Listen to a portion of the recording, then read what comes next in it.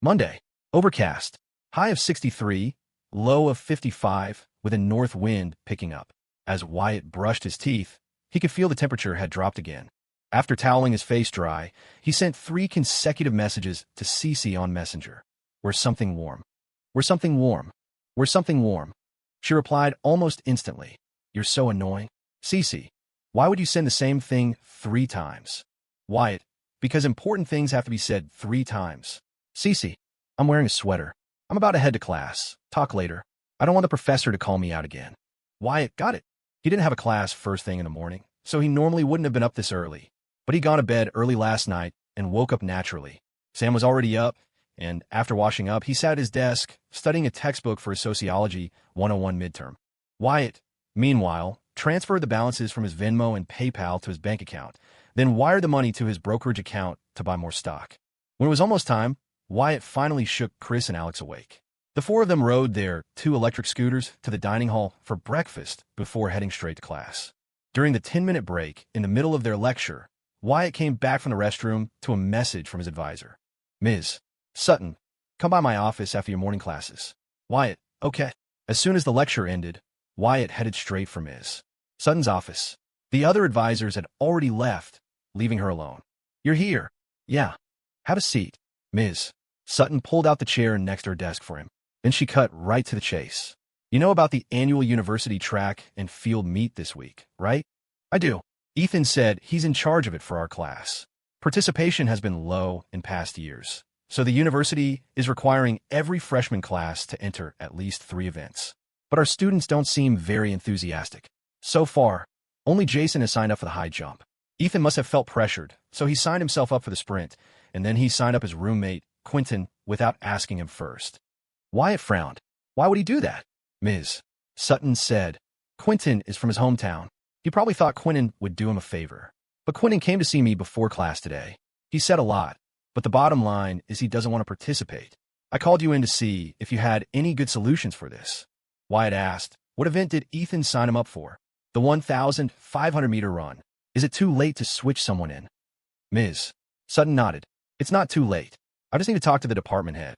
Then switch Quentin with me," Wyatt said immediately. "This stuff should be voluntary. You can't force people to participate." Ms. Sutton seemed to have expected this. She smiled. "All right, then you should go talk to Quentin." "No problem." Ms. Sutton asked, a curious glint in her eye. "If you were in charge and no one in the class signed up, how would you solve it?" Wyatt grinned. "Nobody wants to do it because it feels like a thankless job. Even if you win, there's no real reward. We all paid into the student activity fee, right? If it were me, I'd tell them that winning an event brings honor to our class.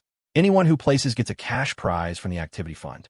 And even if you don't place, everyone who participates gets a free drink from the campus coffee shop. If that didn't work, I'd get the student government reps and the overachievers to lead by example." Hearing this, Ms. Sutton's face lit up in a smile. "It seems like I should have put you in charge of this from the start. Ethan is too rigid. He ends up offending people." "Huh," Wyatt chuckled. "If that's all, I'm going to go grab lunch." "Yes, go ahead." After lunch in the dining hall, Wyatt went straight back to the dorm. Whether it was the market or the vending machines, profits had stabilized within a certain range, and he no longer paid much attention to the daily income. He swapped his sneakers for a pair of slides and walked over to the next dorm room, knocking on the door. Ethan opened it again. Seeing Wyatt standing there, he looked puzzled. "What's up?" Wyatt smiled. "Is Quentin here? Why are you looking for him?" Hearing his name, Quentin guessed it was about the track meet and quickly got up. "Wyatt, you were looking for me. Can we talk?" Quentin nodded and followed Wyatt out into the hall. Ethan was completely bewildered. He thought Wyatt was there to see him, but instead, he called Quentin out. As much as he wanted to know what they were talking about, he couldn't bring himself to eavesdrop and shut the door. "The advisor just talked to me," Wyatt said once they were in the hallway. "I already had her take you off the list. You don't have to worry about the meet. But Ethan said we had to have 3 people sign up. I signed up to..." Although Wyatt didn't say it outright, Quentin wasn't stupid. He understood immediately that Wyatt had taken his place. Wyatt smiled. "Don't blame Ethan. He's in charge of this. And he was in a tough spot when he roped you in." "I know. All right, that's all I wanted to say. Thanks, man." "Hey, it's nothing." Wyatt waved and headed back to his own dorm. Quentin thought for a moment before turning back to his room. Ethan was flipping through a book, pretending not to care. He assumed Quentin would voluntarily tell him what Wyatt had said. But when Quentin came back, he just climbed on his top bunk to take a nap. Ethan felt like ants were crawling under his skin. He had always considered Quentin his guy, his right-hand man. But after Wyatt sought him out, Ethan had the sinking feeling that his most loyal ally had just been poached. That evening, Wyatt finally got a video call from Sarah. After being busted by his mom on Saturday night, he knew this call was coming. He answered it directly. Sarah and his dad, David, were sitting bolt upright on the couch. Seeing them, Wyatt put on a goofy grin. "Mom, Dad, why so serious?" Sarah got straight to the point. "Who was that girl on Saturday night?" Wyatt answered like an honest schoolboy. "My girlfriend." Sarah's eyes widened. "You've only been dating for a few months, and you're already getting hotel rooms? Wyatt, have you no shame?" "Mom, you've definitely misunderstood." "What did I misunderstand?" "Our family has never produced a hooligan like you." "No way. Dad always told me he won you over with just one cheesy pickup line at a diner." The moment he said it, David felt a murderous aura wash over him. He panicked. "What the hell are you talking about? I never said that. This is about you. Don't change the subject." Wyatt laughed. "Mom, she came to visit me on Saturday. Our schools are far apart, and it was raining that day, so I found a hotel for her near campus. But she gets scared easily, so I got another room for myself right across the hall. It's not what you think." "Really?" Wyatt held up 3 fingers. "I swear." Sarah said, "Listen to me. If you're going to be in a relationship, be serious about it. Don't waste her time if you're not." "I know. What does she look like? Do you have a picture?" "Yeah." "Send it to me." Wyatt sent the photo he had set as his phone's wallpaper. Sarah zoomed in and stared at it for a full 30 seconds before saying in astonishment, "Son, a girl this beautiful is into you?" Wyatt protested. "Mom, what are you saying? Do you have more pictures? Send more. 1 or 2 is enough. Don't send them to anyone else, okay? CeCe would be upset if she found out." Sarah's face was plastered with a knowing, motherly smile. I won't." After a few more minutes of small talk, Wyatt hung up. Sarah stared at the photo for a long while before saving it to her phone's gallery. "David, starting next month, we're giving the boy an extra $500 for his allowance." "What? Dating costs money, doesn't it?" "Isn't that a bit much?" "It's fine. We'll take it out of your spending money." "What did you say?" Wyatt received a message from Director Peterson on Tuesday afternoon. He said everything was arranged at the university and the vending machines could be installed anytime. For the past few days, Peterson had felt a nagging unease. He wanted to get this over with, to stop it from occupying his thoughts. He knew Wyatt had a point. Once the vending machines were on campus, the longer Peterson remained in his position as Director of Logistics, the more it would benefit Wyatt. So now, he was actually hoping Wyatt would get the machines installed as soon as possible, so the two of them could go back to staying out of each other's way. After getting the message, Wyatt immediately called the contact at the factory. They promised to send a team for installation the next morning. Wyatt then sent a message to Leo, but Leo didn't reply for a long time. He headed over to the Fresh Market, where Chris and the others were hanging out. Seeing Jessica sitting in front of the computer, Wyatt walked over, leaned one hand on the desk, and peeked at the screen. "How are things going for the Brookside campus?" "I've found the people, and the locations are picked out. My uncle said he can send a team to install them on Saturday." "How's that for efficiency?" Jessica said, beaming. She expected a word of praise, but Wyatt just said calmly, "Riverwood Tech is getting theirs installed tomorrow. On top of that, I've already contacted the deans at Fordham and NYU. We might be able to get into those 2 schools as well." At the mention of Fordham, Jessica was visibly stunned for a second, but she didn't connect it to her father. She quickly recovered and asked, "How did you manage that?" Wyatt played it coy, grinning. A magician never reveals his secrets. Jessica rolled her eyes. She turned to retort, only to find Wyatt's head right next to hers. She quickly pushed him away. "Get lost. Why are you so close to me? I was looking at the computer, not at you." Jessica ignored him, stood up, and vacated the seat. Wyatt sat down and asked, "Who did you find to be the campus rep over there?" "An old friend from high school." "Are they reliable?" "Of course they are. We go way back." Wyatt raised an eyebrow. "Is it a girl?" "What's wrong with a girl? Girls are way more reliable than you guys." "Jessica, you can't just assume all guys are bad because of your dad." Jessica sneered. "They are. Not a single good one in the bunch. I mean, I get it if you say Chris and Alex aren't good guys, but I'm a bona fide good person. If you say that on a rainy day, you'll get struck by lightning." Alex walked over. "Wyatt, you son of a bitch. Talk all you want, but why drag me and Chris into it?" "Yeah." Jessica, tired of their banter, checked the morning sales data and then headed back to her dorm alone. Seeing that Leo still hadn't replied, Wyatt sent another message. "Wyatt, Leo, my man, where are you?" Still no reply. Wyatt typed again. "My girlfriend's roommate thinks you're cute and wants your number." The next second, "Leo, for real? Did you give it to her?"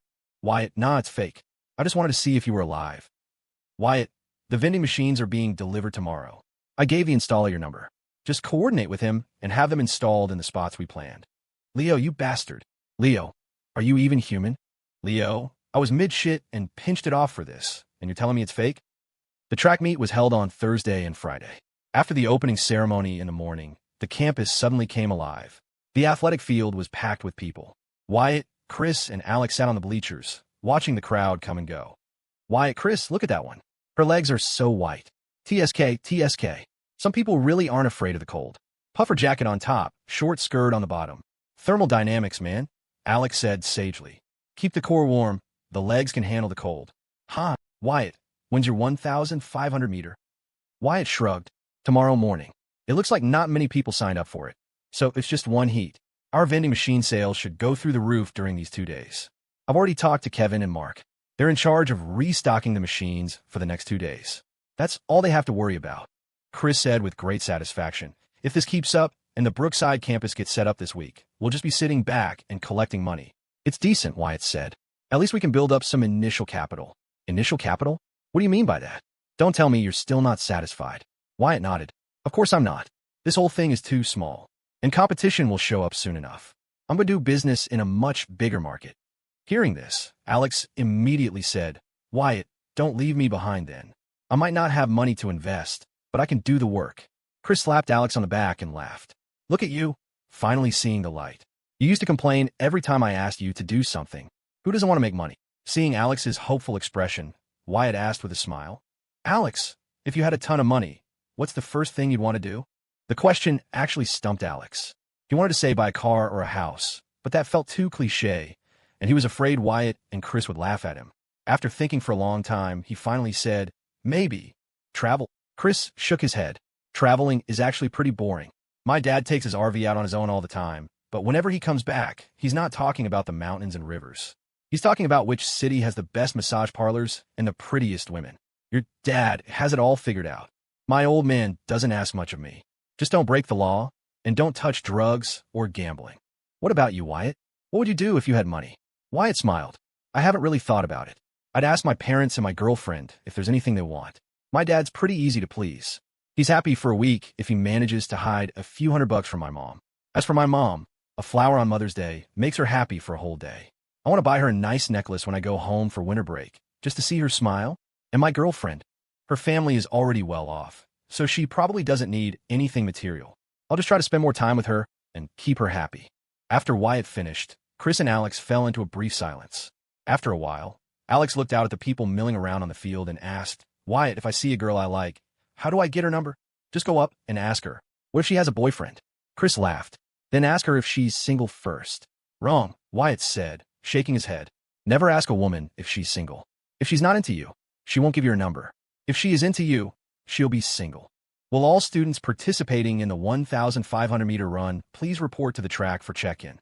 Will all students participating in the 1,500 meter run please report to the track for check-in?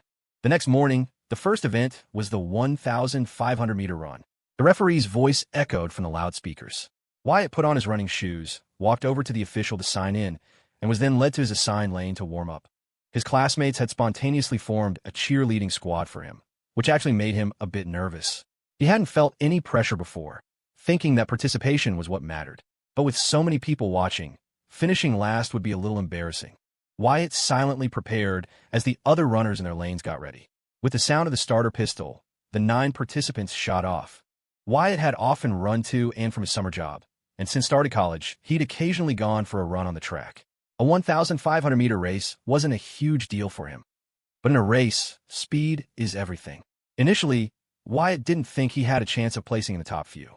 But after the first lap, he saw that everyone's pace was roughly the same. He thought if he pushed himself, he might actually have a shot at a medal. Starting the second lap, Wyatt picked up his pace. By the time he completed it, he was in 3rd place.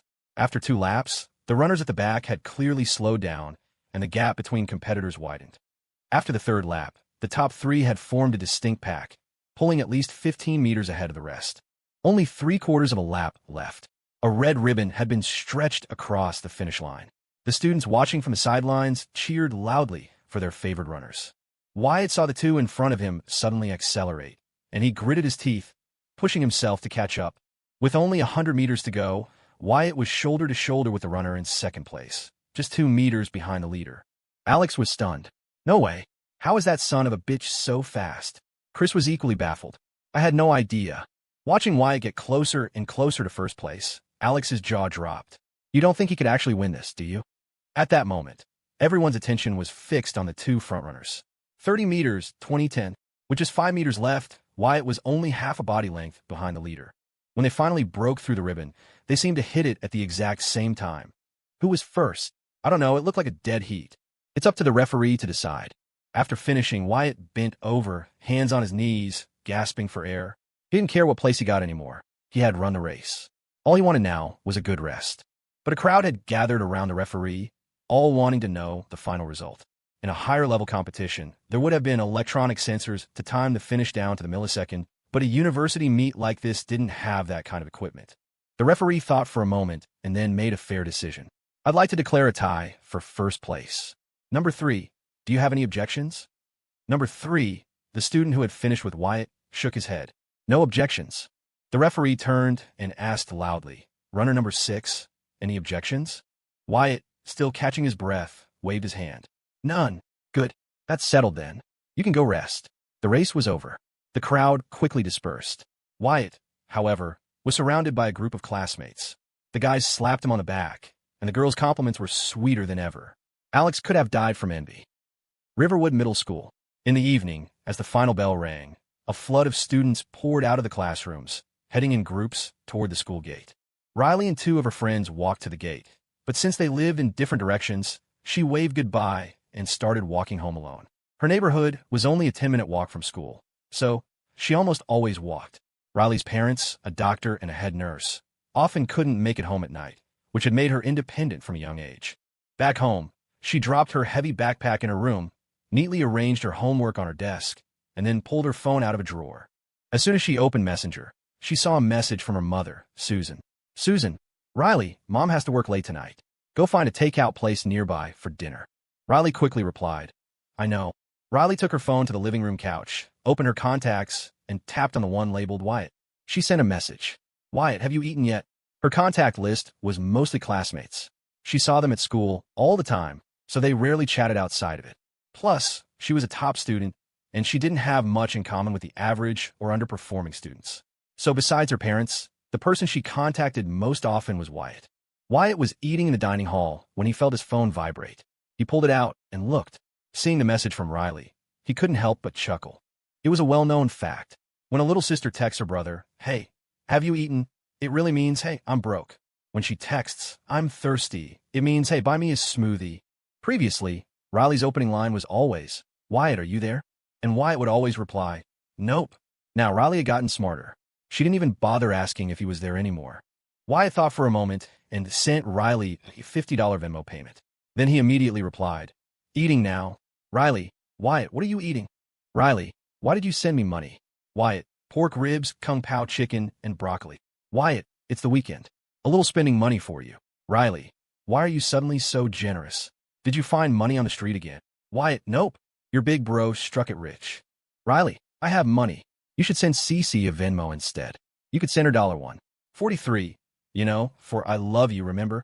Wyatt, worry about yourself, you little meddler. Wyatt, and don't call her CeCe anymore. Riley, what should I call her then? Wyatt, you can start practicing calling her your sister-in-law.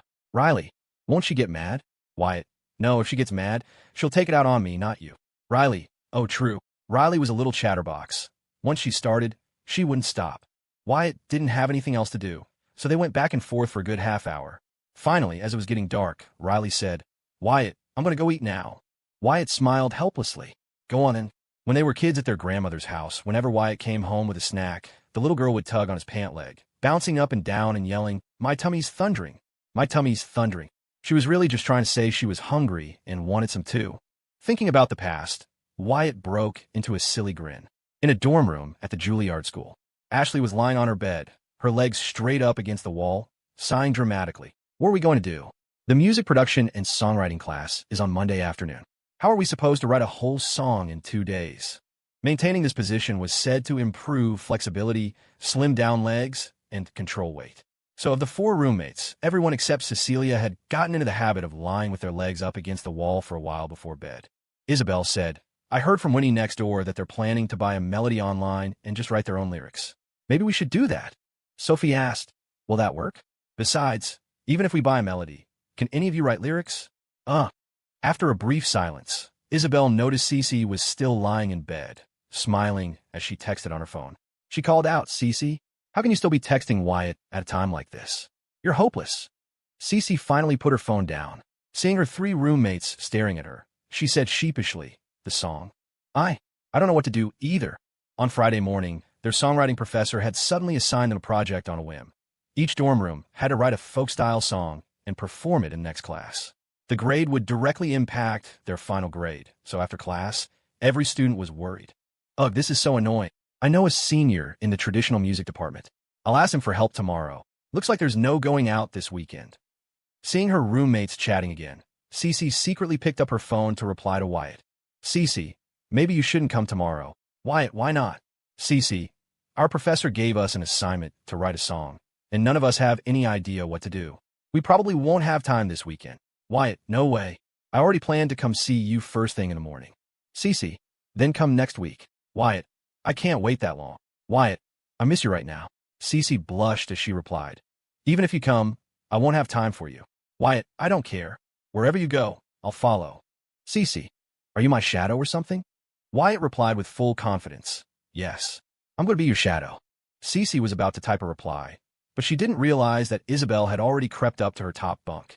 Just as CeCe typed 2 words, Isabel pounced, snatching the phone from her hands.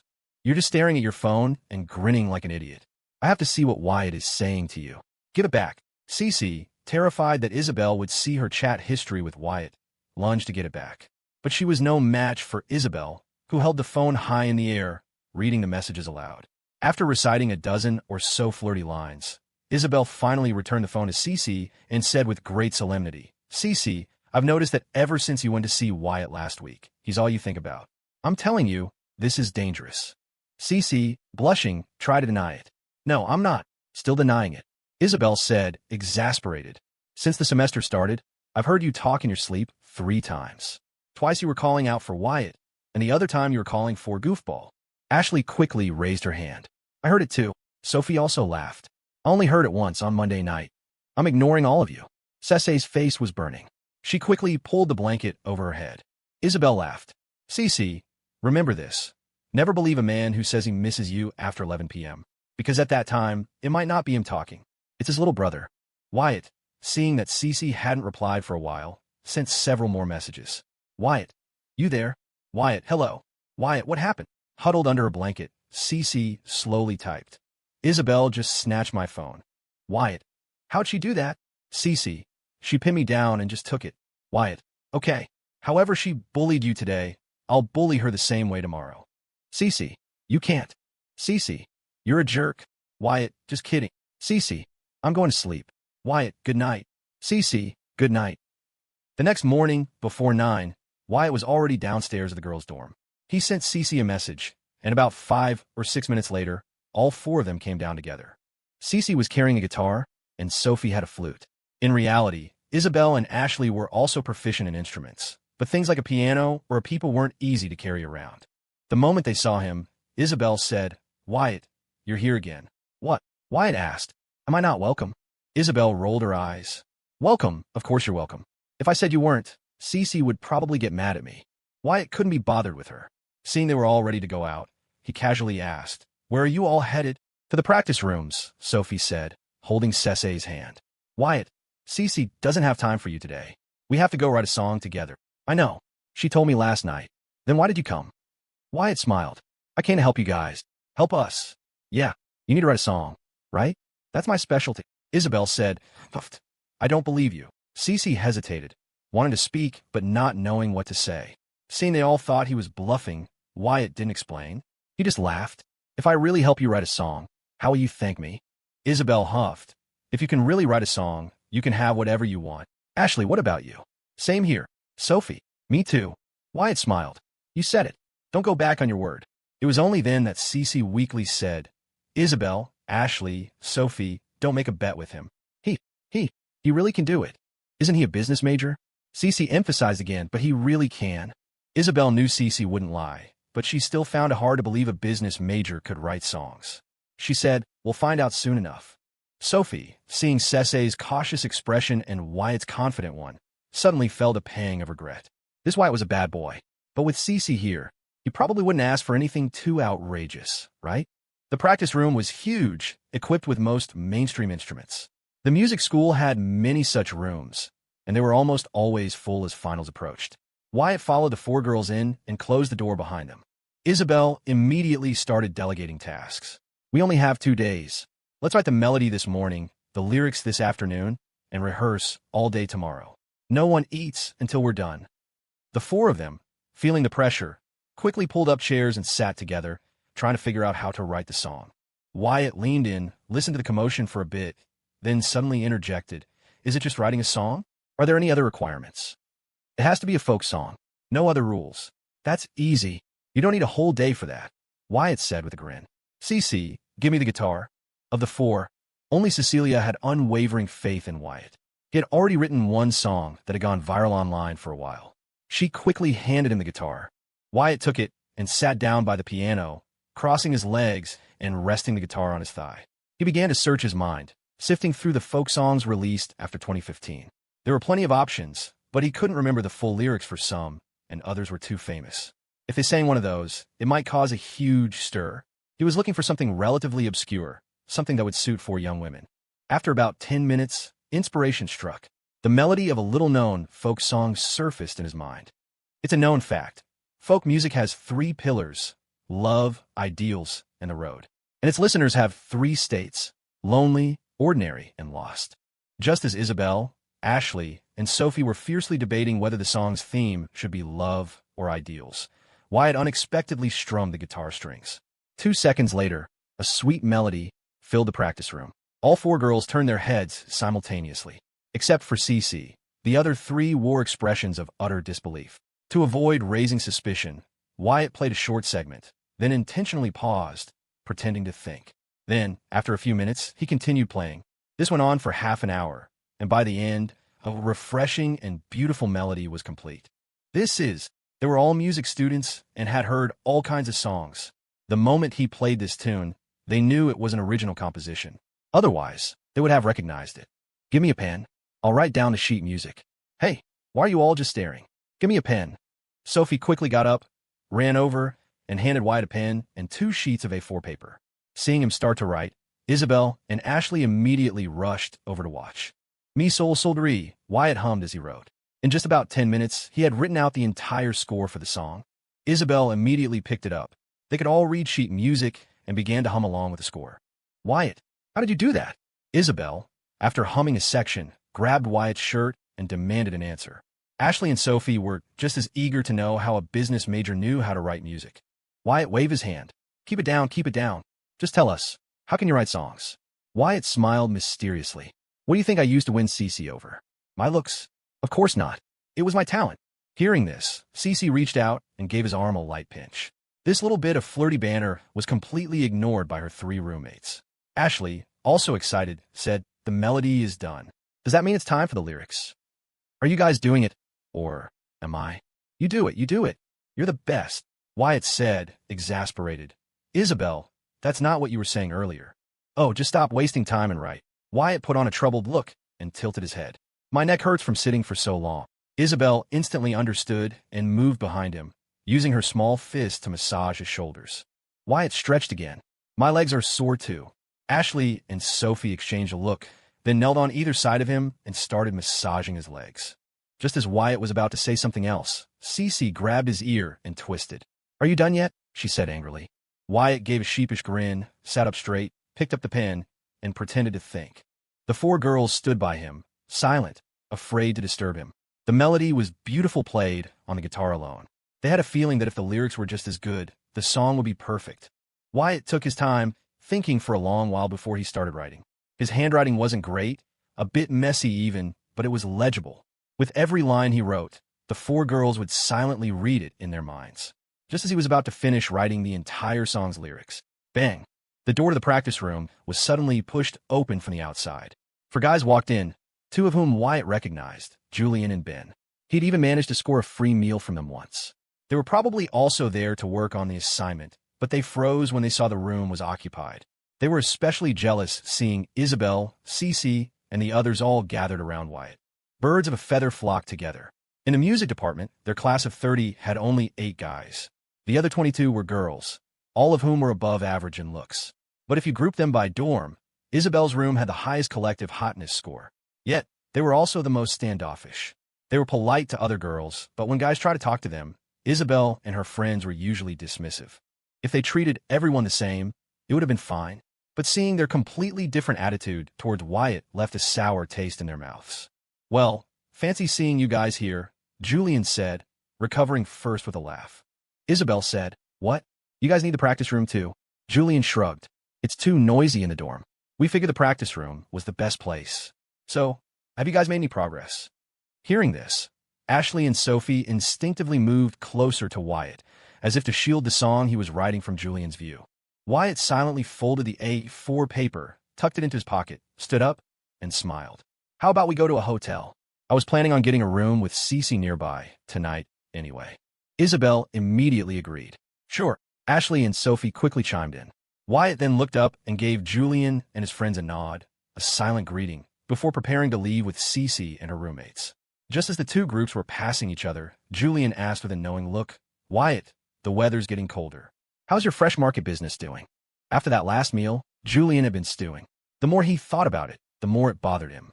Why did Wyatt get to be so arrogant just because he ran some stupid market? What kind of a boss was the owner of a fruit stand, anyway? Wyatt played along perfectly. "Oh, not so great. It's the slow season now." Julian smirked. "Is that so? Well, where's your market located? I'll have to stop by and give you some business sometime." "That won't be necessary," Wyatt said, stopping. He fumbled in his jacket.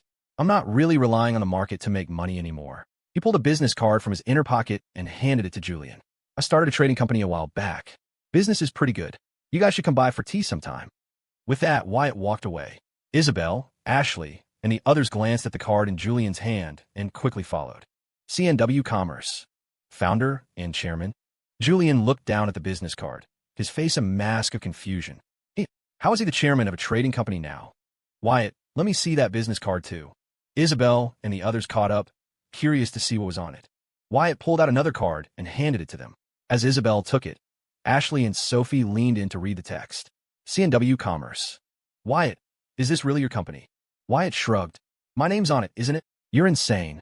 Just a few months into the school year, many freshmen were still transitioning from their high school identities. The fact that Wyatt had opened a fresh market was already impressive to them. They never imagined he'd now started a trading company. "It's all right," Wyatt said. "Just got lucky." Isabel handed the card back to Wyatt, her eyes narrowed in a smile. "I never knew you were so sharp and capable." "Why does it sound like you're not complimenting me?" "How could that be?"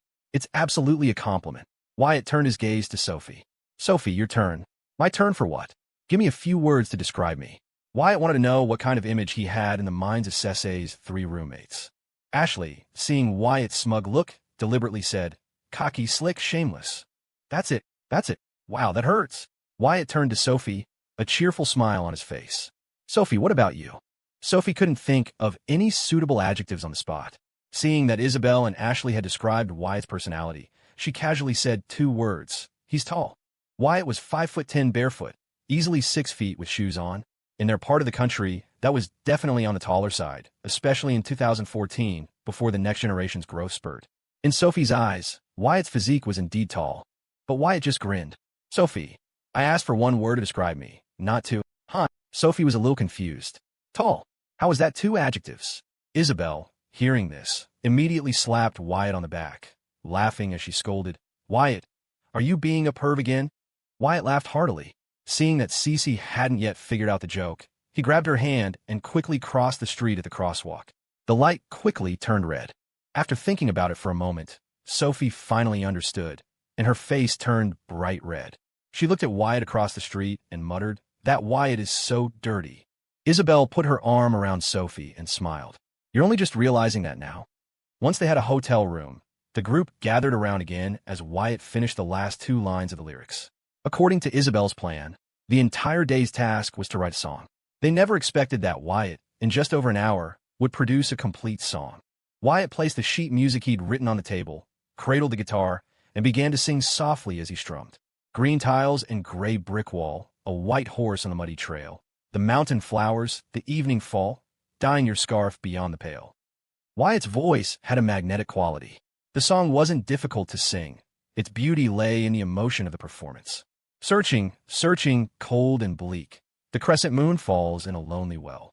Fragments, pieces bit by bit, a field of green, flowers in a dream. Wyatt sang a verse, then put the guitar down. He glanced at the 4 girls sitting beside him and, with a renewed smile, asked, "So, what do you think?" "That was amazing.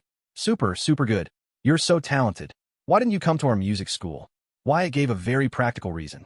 "Music is my hobby. Making money is my goal for college." "All right, the task is done.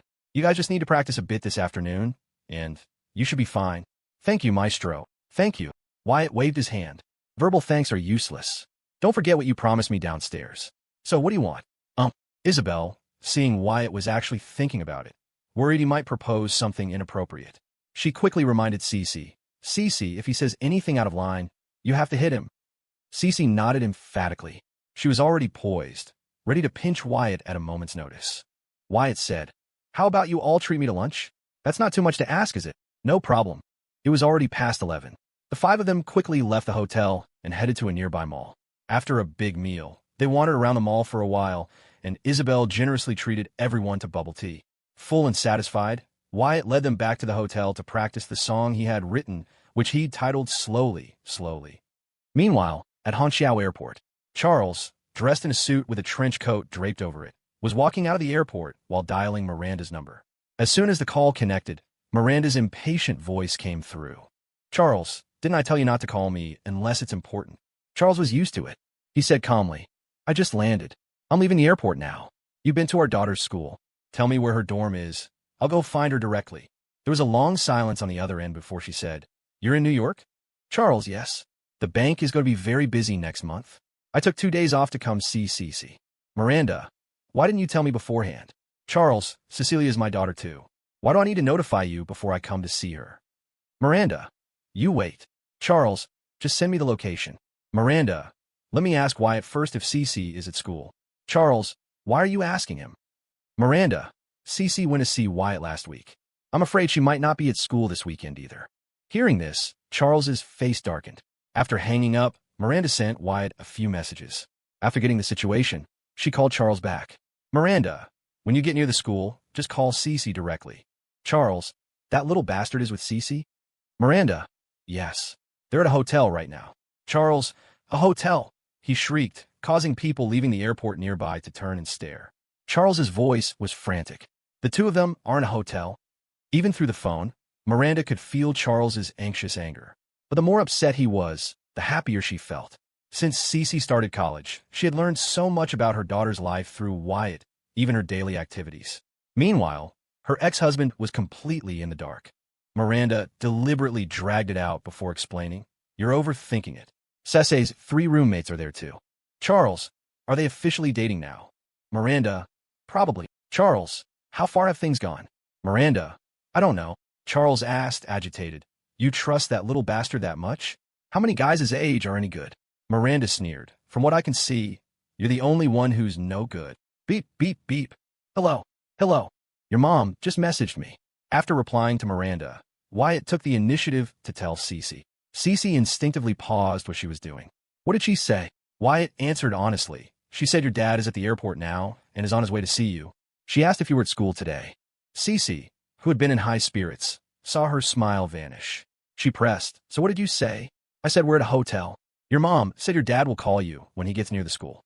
Isabel, Ashley, and Sophie already knew about CeCe's parents' divorce. Seeing her mood change, Isabel tentatively asked, "Wyatt, is CeCe's dad a difficult person to talk to?" I haven't really interacted with him much." "Then should we?" Isabel was about to suggest they make themselves scarce, but CeCe spoke up. "Isabel, Ashley, Sophie, you 3 should head back first." "Okay." The 3 of them didn't overthink it and quickly left the hotel. The trip from the airport was only half an hour by subway, maybe even faster by car. Wyatt watched CeCe, who remained silent, and asked quietly, "Are we going to wait for your dad here?" "Yeah," Wyatt said cautiously. If your dad sees the two of us alone in a hotel room, he's going to kill me, isn't he? CeCe turned to look at him, her eyes filled with a warning. Are you scared? The reason she had sent her roommates back to school was precisely so her father would find her and Wyatt alone in the hotel room. She wanted him to know, you don't have time for me, but someone else does. Wyatt's confidence instantly returned. Of course not. Just tell me what to do, and I'll do it. Really? Really? Wyatt asked with a cheeky grin. Let me ask you a question. Let's say, just hypothetically, your dad and I both fall into the water. You can only save one of us. Who do you save? That's a question girls ask guys. Not the other way around, CeCe said, completely exasperated. Just answer. I don't know. CeCe quickly threw the question back at him. Fine. If my mom and I both fell into the water, what would you do? Wyatt blurted out, you know how to swim, don't you? Hey, just kidding. Try to lighten the mood. You look so worried. CeCe turned away, saying defensively, I'm not. Want to practice the guitar some more? CeCe accepted the suggestion. She picked up the guitar and began to practice slowly, the song Wyatt had written that day. The A section is a bit fast, and you messed up a chord in the middle. Not like that, still wrong. Wyatt stood up, moved behind CeCe, and placed his hands over hers, guiding her finger by finger. His palms were large, completely enveloping her small hands. Her hands were cool, while his were warm. As they held hands, their temperatures seemed to blend. Her skin was smooth, and Wyatt, not daring to be obvious, could only gently squeeze her palm and knead her fingers under the guise of teaching her guitar. This chord should be played like this. You need to slow down the tempo in this section. CeCe could feel the warmth of Wyatt's breath as he spoke beside her ear. Her ears turned red, and her body tensed up. She sat on the sofa, not daring to move. She couldn't register a single word he was saying until the phone on the table rang at the most inopportune moment. CeCe, her face flushed, said, I should get that. Okay. It was Charles. He had arrived at the entrance of the music school. He had expected his daughter to come meet him, but instead, CeCe just told him the hotel name and room number and hung up. After hanging up, CeCe glanced at the room door, which Isabel hadn't closed when she left. Then, she picked up the guitar again, her cheeks still red, and said softly, Let's continue. Wyatt was completely surprised. He hadn't expected CeCe to be the one to suggest they continue. But he quickly realized she was likely trying to create this scene intentionally to provoke her father. That old bastard. What perfect timing, he thought. Wyatt leaned in again, enveloping CeCe from behind as they played the guitar, both of their minds racing. About 10 minutes later, the sound of heavy footsteps echoed from the hallway. Click! The hotel room door was pulled open from the outside. Charles appeared in the doorway. Wyatt and CeCe heard the sound and looked up simultaneously, their heads nearly touching. Seeing this, Charles felt his head spin, and he nearly fainted. I'm dreaming. I must be dreaming. Charles gripped the doorframe for support. What are you doing? He managed to ask. Wyatt played dumb. Mr. Evans, what are you doing here? Charles completely ignored Wyatt, his eyes fixed on CeCe. CeCe, where are your roommates? CeCe didn't answer, but her expression seemed to say, roommates? What roommates? Seeing Charles was so angry he could barely speak. Wyatt quickly let go and stood up straight. Charles strode in and slammed the door shut behind him. A murderous aura filled the room. Wyatt, however, was as calm as could be. In ancient times, a warlord held the emperor hostage to command the nobles. Right now, he felt a bit like he was holding CeCe hostage to command his future father-in-law. Especially since he and Charles had clashed before, the feeling was surprisingly satisfying. Charles was silent for a long time before finally looking at Wyatt and saying coldly, You get out. I need to talk to my daughter. Wyatt didn't argue. They were father and daughter, after all. If CeCe truly despised her father, she wouldn't have gone to such lengths to anger him. The more she acted out, the more it showed that in her heart, both Charles and Miranda were irreplaceable. She was just using this method to protest their divorce and their single-minded focus on their careers at the expense of spending time with her. Many people had done similar things. Wyatt was no exception. In middle school, Sarah had constantly compared him to other kids who got perfect scores in math or were first in their class. Wyatt, whose grades were slightly above average, got fed up once and deliberately handed in a blank test paper, naturally earning him last place. But Sarah, unlike most parents, didn't punish him. Instead, she realized her mistake and never said things like that to him again. Just as Wyatt was about to step out, CeCe, still on the sofa, suddenly said, Where are you going? Wyatt looked at CeCe, then at Charles, and finally said to the latter with a smile, Mr. Evans, how about I just sit over here and play on my phone? Charles reluctantly agreed. He had already realized that things between Wyatt and his daughter had progressed to a point where he could no longer interfere. He sat down next to CeCe, but as he was about to speak, she scooted away from him. The words he was about to say got stuck in his throat. After a long silence, Charles finally looked at Wyatt and asked, "What is your relationship now?" Just as Wyatt was about to answer, CeCe cut in, saying with a touch of pride, "He's my boyfriend. I just said yes last week." Wyatt shrugged, a small smile playing on his lips as he looked at Charles. To Charles, his expression seemed to say, "Sorry, old man. I've already won your daughter over." The thing he had dreaded most had happened. Charles felt an indescribable emotion swirling inside him. Not quite anger, not quite rage, not quite sadness. More than anything, it felt like a sense of grievance. He didn't think he had done anything wrong. His divorce from Miranda wasn't due to infidelity, but to emotional drift. Being busy with work was unavoidable. He was a bank branch manager, yes, but only for a city-level branch. Above him were provincial managers, and above them, the main headquarters. Every month, he received performance targets from above. Failure to meet them would affect the entire branch's performance. Charles sighed heavily. He didn't erupt in anger as Cecilia had expected. Instead, his tone softened. "CeCe," he said earnestly, "you're an adult now. You can make your own decisions about some things. But I still have to tell you that relationships are a lifelong matter. When you make a decision in this area, you must be careful. Very, very careful." The script wasn't playing out as CeCe had imagined.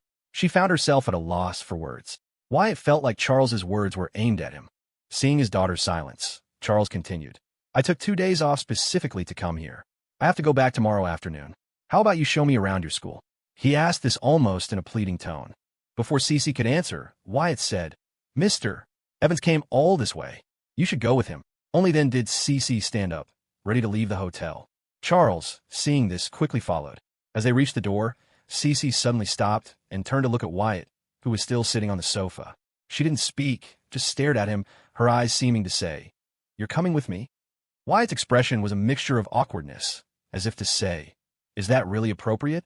CeCe's stare intensified. "Are you coming or not?" In the end, Wyatt reluctantly got up and followed them out. Their entire exchange had been through eye contact, and Charles had seen it all, feeling a pang of pain in his heart. The hotel was close to the school, only a 7 or 8 minute walk. As they entered the campus, CeCe remained silent. Wyatt, finding the atmosphere too awkward, took the initiative to act as a guide for Charles, pointing out the various buildings. The Juilliard campus is basically divided into 4 areas. To the left of the main entrance is the Performance Showcase area. To the right is the International Academic Exchange Center. This middle part here is the Teaching and Research area. Rehearsal halls, classrooms, practice rooms, the concert hall, and administrative offices are all here. And at the very back is the Student Life area, with the dining hall, gym, dorms, and logistics. Wyatt had been to the school many times and was familiar with the layout. Like a tour guide, he explained everything as they walked, his constant chatter alleviating some of the awkwardness. If he hadn't come along, the father and daughter might not have exchanged a single word. "This is the dining hall," Wyatt said, pointing. He was about to continue walking when, "Wyatt." Someone called his name from behind. Wyatt turned in surprise to see it was none other than Wendy, CeCe's classmate, whom he had met a couple of times. Wyatt smiled. "Wendy? What a coincidence." When he smiled back, "I just got back from off campus myself. Were you two out on a date again?" And who is this?" "Cecilia's father." When he quickly said, "Hello, sir," Charles managed a smile and a nod. "Wyatt, CeCe, I'll see you guys later," when he said. "Bye." Charles was surprised that CeCe's classmate also knew Wyatt, and they seemed quite familiar. This meant Wyatt came to her school often. Charles knew Wyatt was at a business school. He had checked the distance between the 2 campuses during the summer. He had assumed that with the hour-plus journey, they wouldn't see each other frequently after starting college. But he hadn't expected. This is the girls' dorm. CeCe's room is on the 2nd floor, 205. Charles looked up at the building, then turned to CeCe. "It's getting late. Why don't you call your roommates down? My treat for dinner." CeCe was hesitating, but Wyatt had already cupped his hand around his mouth and yelled up towards the balcony. "Isabel, Ashley, Sophie." Just 2 seconds later, 3 heads appeared over the railing. Isabel rolled her eyes. "Wyatt, what are you yelling for? Can't you just send a message in the group chat?" Wyatt grinned. "Isn't this more convenient?" Ashley huffed. "You got something to say, spit it out." Wyatt introduced him. "This is CeCe's dad. He'd like to treat you all to dinner tonight." "Hello, sir," the 3 chorused. Charles smiled and nodded. In that moment, he finally began to understand why Miranda was so fond of Wyatt. The kid, though he seemed a bit unreliable, made things easier. He had some value after all, but just a little. As Charles was thinking this, Isabel and the others had come downstairs. CeCe, what do you want to eat tonight? CeCe was indecisive and instinctively looked at Wyatt. Afflicted with decision paralysis, she had grown accustomed to handing over the reins to him. One look was all it took. He immediately understood and smiled. How about we go for that seafood buffet? We couldn't bring ourselves to eat for lunch. Isabel gently bumped Wyatt with her elbow. That feels like too much. The seafood buffet was $198 a person. With 6 of them, a single meal would cost over $1,000. It was normal for them to feel it was an imposition. Charles smiled. Let's go for that, then. You're too generous, sir. Huh. The music school was located in a bustling downtown area with several malls nearby, much more convenient than Wyatt's campus. After a 10-minute walk, the 6 of them took an elevator to the 4th floor of a mall. They confidently walked up to the seafood buffet restaurant, where a server greeted them. Welcome. How many in your party? 6. This way, please. Wyatt led them inside, while Charles paid at the counter. By the time he finished and sat down at their table, the other 5 were already deep in lively conversation. Wyatt, what if this song goes viral? If it gets sold, the royalties are mine. You're already a chairman. You're short on cash. Whoever complains about having too much money. So when are you heading back to your school tomorrow? Checkout is at noon. I'll head back after lunch. I have a ton of things waiting for me at school. CeCe, next time you go visit Wyatt, can you take us with you?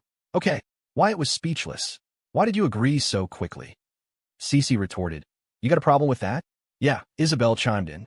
You got a problem with that? Wyatt's expression immediately changed. Of course not. It's just that if I'm suddenly surrounded by so many beautiful women, I'm afraid the guys at my school will be filled with envy, jealousy, and hate. Ugh. Charles couldn't get a word in. Throughout the entire meal, he barely spoke. He watched as Wyatt peeled a crab and gave it to his daughter, and then watched as his daughter placed food she didn't want in a Wyatt's bowl. No one but Charles found anything wrong with their behavior. He had known this day would come, but he never thought it would come so soon. The seafood feast lasted for over an hour. By the time they left the mall, it was already dark. After walking the 4 girls back to their dorm, Wyatt was about to head back to the hotel to sleep. But seeing Charles standing nearby, he felt it would be rude to just leave. As he was trying to think of something to say, Charles spoke first. Wyatt, I need to talk to you. Wyatt readily agreed. There's a coffee shop on campus. Lead the way. The 2 went to the coffee shop, each ordering a hot latte, and found a table in a corner. It was an awkward time to be there, as the place was almost exclusively filled with couples. Some were whispering in each other's ears, some were lying with their heads in their partners' laps, and some were even making out openly. It had to be said, the students at the art school were certainly more open than those at a regular university. But this scene was grating on Charles. He started to imagine every couple in the room as Wyatt and CeCe. I can no longer interfere in your relationship with my daughter, Charles said, getting straight to the point. But I hope you won't do anything to hurt her out of some momentary impulse. He was laying down his position and warning Wyatt at the same time. I've already promised your ex-wife. Your tricks for charming women won't work on me. If my daughter gets hurt in any way because of you, I will never forgive you. So this is what you wanted to talk to me about? Charles took out his phone, swallowing his pride. Add me on Messenger. From now on, I need to know what CeCe is doing every day. Adding you is fine, but I can't report her daily movements to you. Charles frowned. Don't you tell CeCe's mother everything she does every day? Her mother is her mother. You are you. What's the difference? Her mother supports CeCe and me being together. And what makes you think she supports you? Wyatt said, I've called her mom before, and she didn't say anything. Does that count? Charles's heart sank. He hadn't realized Miranda had become so foolish. He put his phone away, saying angrily, if this were a few years ago, you wouldn't have even dreamed of being with my daughter. Wyatt sipped his coffee, responding with silence. His blood pressure soaring, a somewhat absurd idea popped into Charles's head. He sat up straight and said something that almost made Wyatt burst out laughing. Let's make a deal. I'll give you a sum of money, and you break up with my daughter. What do you say? Wyatt stared for a moment, then looked up at Charles and asked, how much? Charles hadn't expected Wyatt to start haggling immediately. His opinion of Wyatt instantly plummeted. Forcing down his anger, he named a figure he thought a young man of Wyatt's age couldn't possibly refuse. I'll give you $20,000.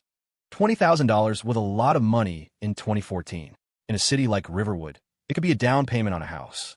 But when Wyatt heard it, he almost lost his composure. He fought to suppress a smile and said to Charles with a serious expression, Sir, I'll give you $200,000. From now on, can you stay out of my business with CeCe? Charles was stunned. What? 200,000? Did I hear that right? Charles had thought Wyatt was asking for more. He sneered. 200,000? Huh. Can you even come up with that? Wyatt opened the brokerage app on his phone and handed it to Charles. Charles glanced at Wyatt, then looked down at the phone. When he saw the account asset column displayed a high six-figure number, his eyes went wide. He quickly swiped through the app, confirming it was a legitimate brokerage platform. His expression slowly became one of disbelief.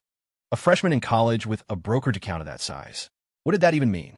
At this time, having more than 50,000 in savings put you ahead of 99% of the country. As a bank manager, Charles knew this better than anyone. How did this kid do it?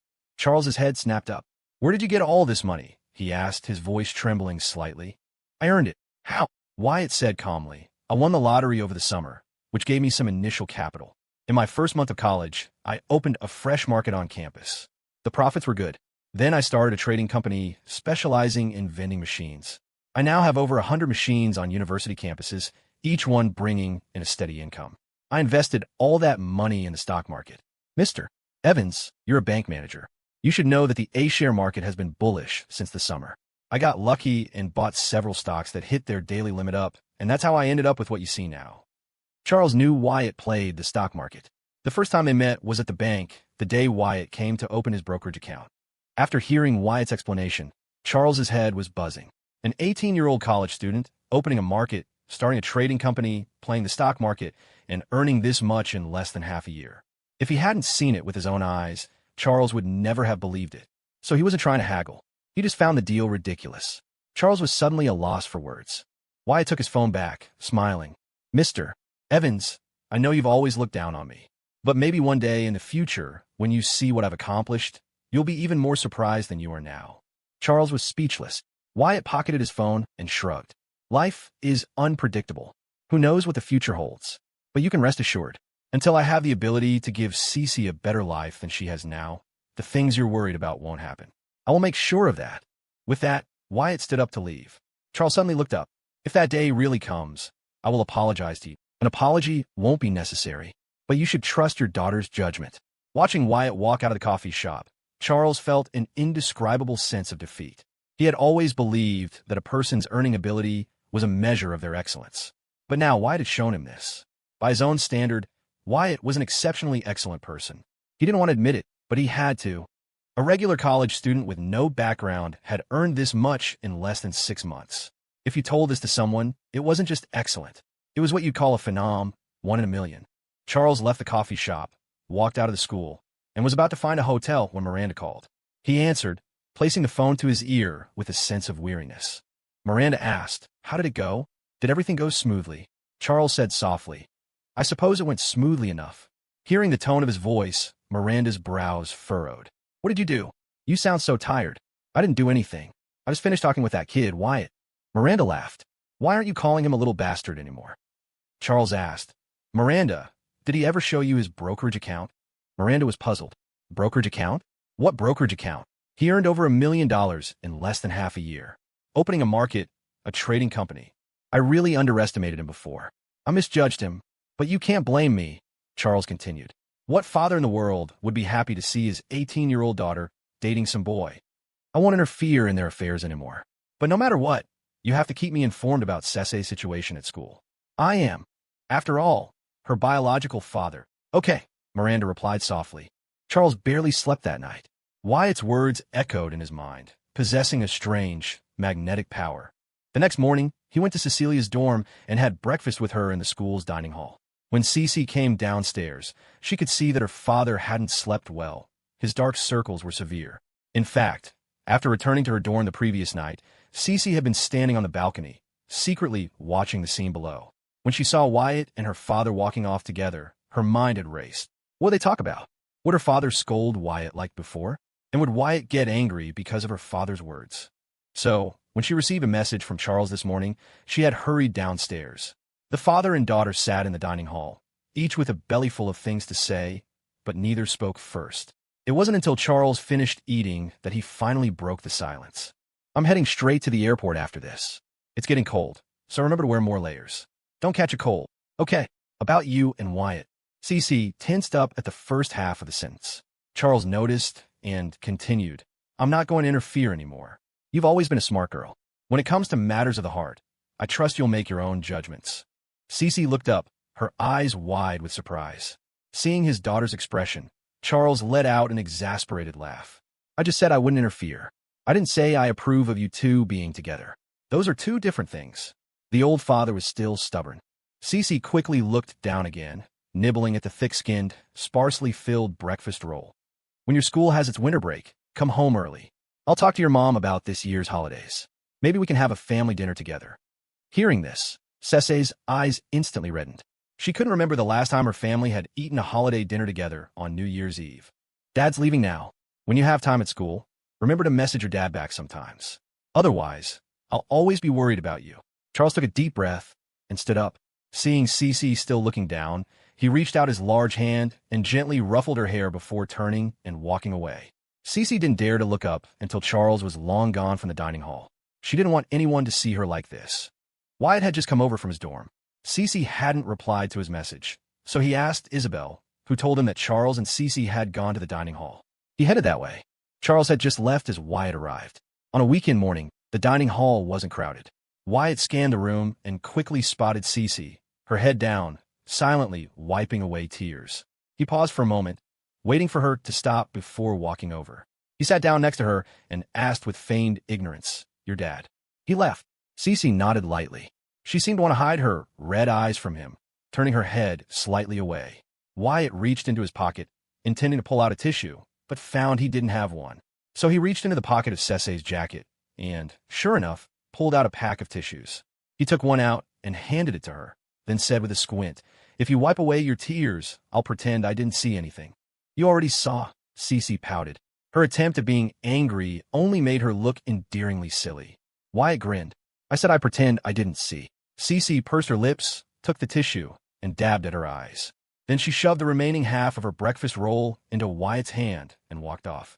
Wyatt took a bite of the roll and quickly followed her. "What did your dad say to you?" "I'm not telling you. You know, your dad talked to me last night, too." "What did you two talk about?" "I'm not telling you either." "Wyatt, you're a jerk. I don't want to be your girlfriend anymore. No takebacks on that. I regret it. The whole world knows we're a couple now. It's too late for regrets." CeCe walked ahead without looking back, so fast that Wyatt could barely keep up. He complained from behind, "Why are the breakfast rolls in your dining hall so bad?" CeCe deliberately ignored him. After a few minutes, she noticed the silence behind her and stopped, wanting to turn around and see if Wyatt had followed. But just as she turned, Wyatt popped out from the other side, right in front of her. When CeCe saw no one behind her, her already fragile emotions gave way to a wave of sadness. Just then, Wyatt made a goofy face and grinned. "Were you looking for me?" CeCe turned back around. Seeing his face, she balled her fists and started pounding on his chest. Wyatt didn't dodge, just waited for her to vent before opening his arms and pulling her into a hug. CeCe struggled, trying to resist, but Wyatt whispered gently in her ear, "You hit me so many times. Let me hold you for a bit. That's not too much to ask, is it?" Hearing this, CeCe immediately went still. She sniffled, her head slowly coming to rest on his chest. Time seemed to stand still. The girl's body was slender and soft, 100 times more comfortable to hold than a pillow at night. Wyatt's hands had been on her back, but seeing she wasn't resisting, he moved one to her waist and the other to the back of her head.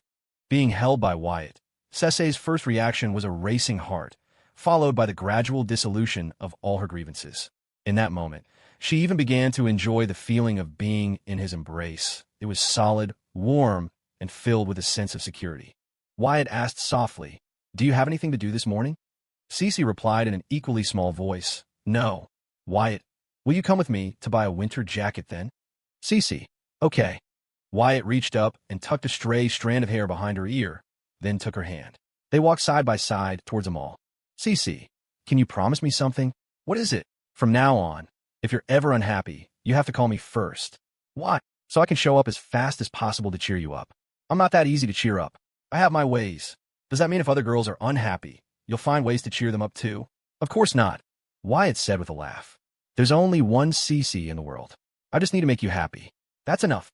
Buying clothes was an excuse Wyatt came up with on the spot. He knew CeCe wasn't in the mood to go out and have fun right now, but shopping for a new winter coat was at least a justifiable reason to get her out of the dorm. They walked into the mall, bypassing the handful of luxury brand stores on the first floor and taking the escalator up to the second, which was filled with more accessible, everyday brands. Even with over $100,000 sitting in his brokerage account, Wyatt hadn't developed a taste for lavish spending. The clothes on his back probably didn't even add up to $100. The most expensive thing he was wearing was the pair of sneakers on his feet, and CeCe had bought him those. The two of them ducked into a Columbia store, a familiar and reliable brand. The prices were still reasonable, a far cry from what they would become in a few years. He knew that in a decade, the average price for one of their jackets would easily top a few $100s. Wyatt browsed the racks, flipping over a few price tags. They ranged from $80 to $150, though he knew the sticker price was usually higher than the final sale price. He turned to CeCe, letting her take the lead. The store was full of different styles, but Wyatt wasn't picky. As long as it wasn't skinny jeans, driving moccasins, or anything with some obnoxious, flashy pattern, he was good. CeCe ignored the sales associate who had started to approach them. She gave the store a quick, decisive scan and then pointed to a long, black parka hanging on the wall. That one. Excellent choice. You have great taste. The saleswoman chimed in immediately. That's one of our new arrivals. She launched into a practice speech, but Wyatt and CeCe both tuned her out. They knew she'd say the same thing, no matter which coat they picked. The parka CeCe had chosen was as basic as it gets, a simple black shell with a small brand logo on the chest. Its only real feature was a detachable hood. Wyatt shrugged off his old jacket and tried it on. The fit is perfect. You look great in that, sir, like it was made for you. Let me tell you. How much? Wyatt cut in. We have a sale going on. Right now, it's just $129. Do you have this style in white? Wyatt asked. The saleswoman looked puzzled. You want it in white? It was rare for guys to buy white parkas. Not for me, Wyatt explained. I want to get one for my girlfriend, too. Oh, yes, of course. Hearing the magic words, buy one more, the associate hurried off to the stockroom to search for it. Once she was gone, CeCe looked up at him. I never said I wanted a new coat. I know, Wyatt said with a grin. But I want to buy you one. What? It's a matching set. I wear the black one, you wear the white one. Instant couple's outfit. The realization dawned on CeCe's face.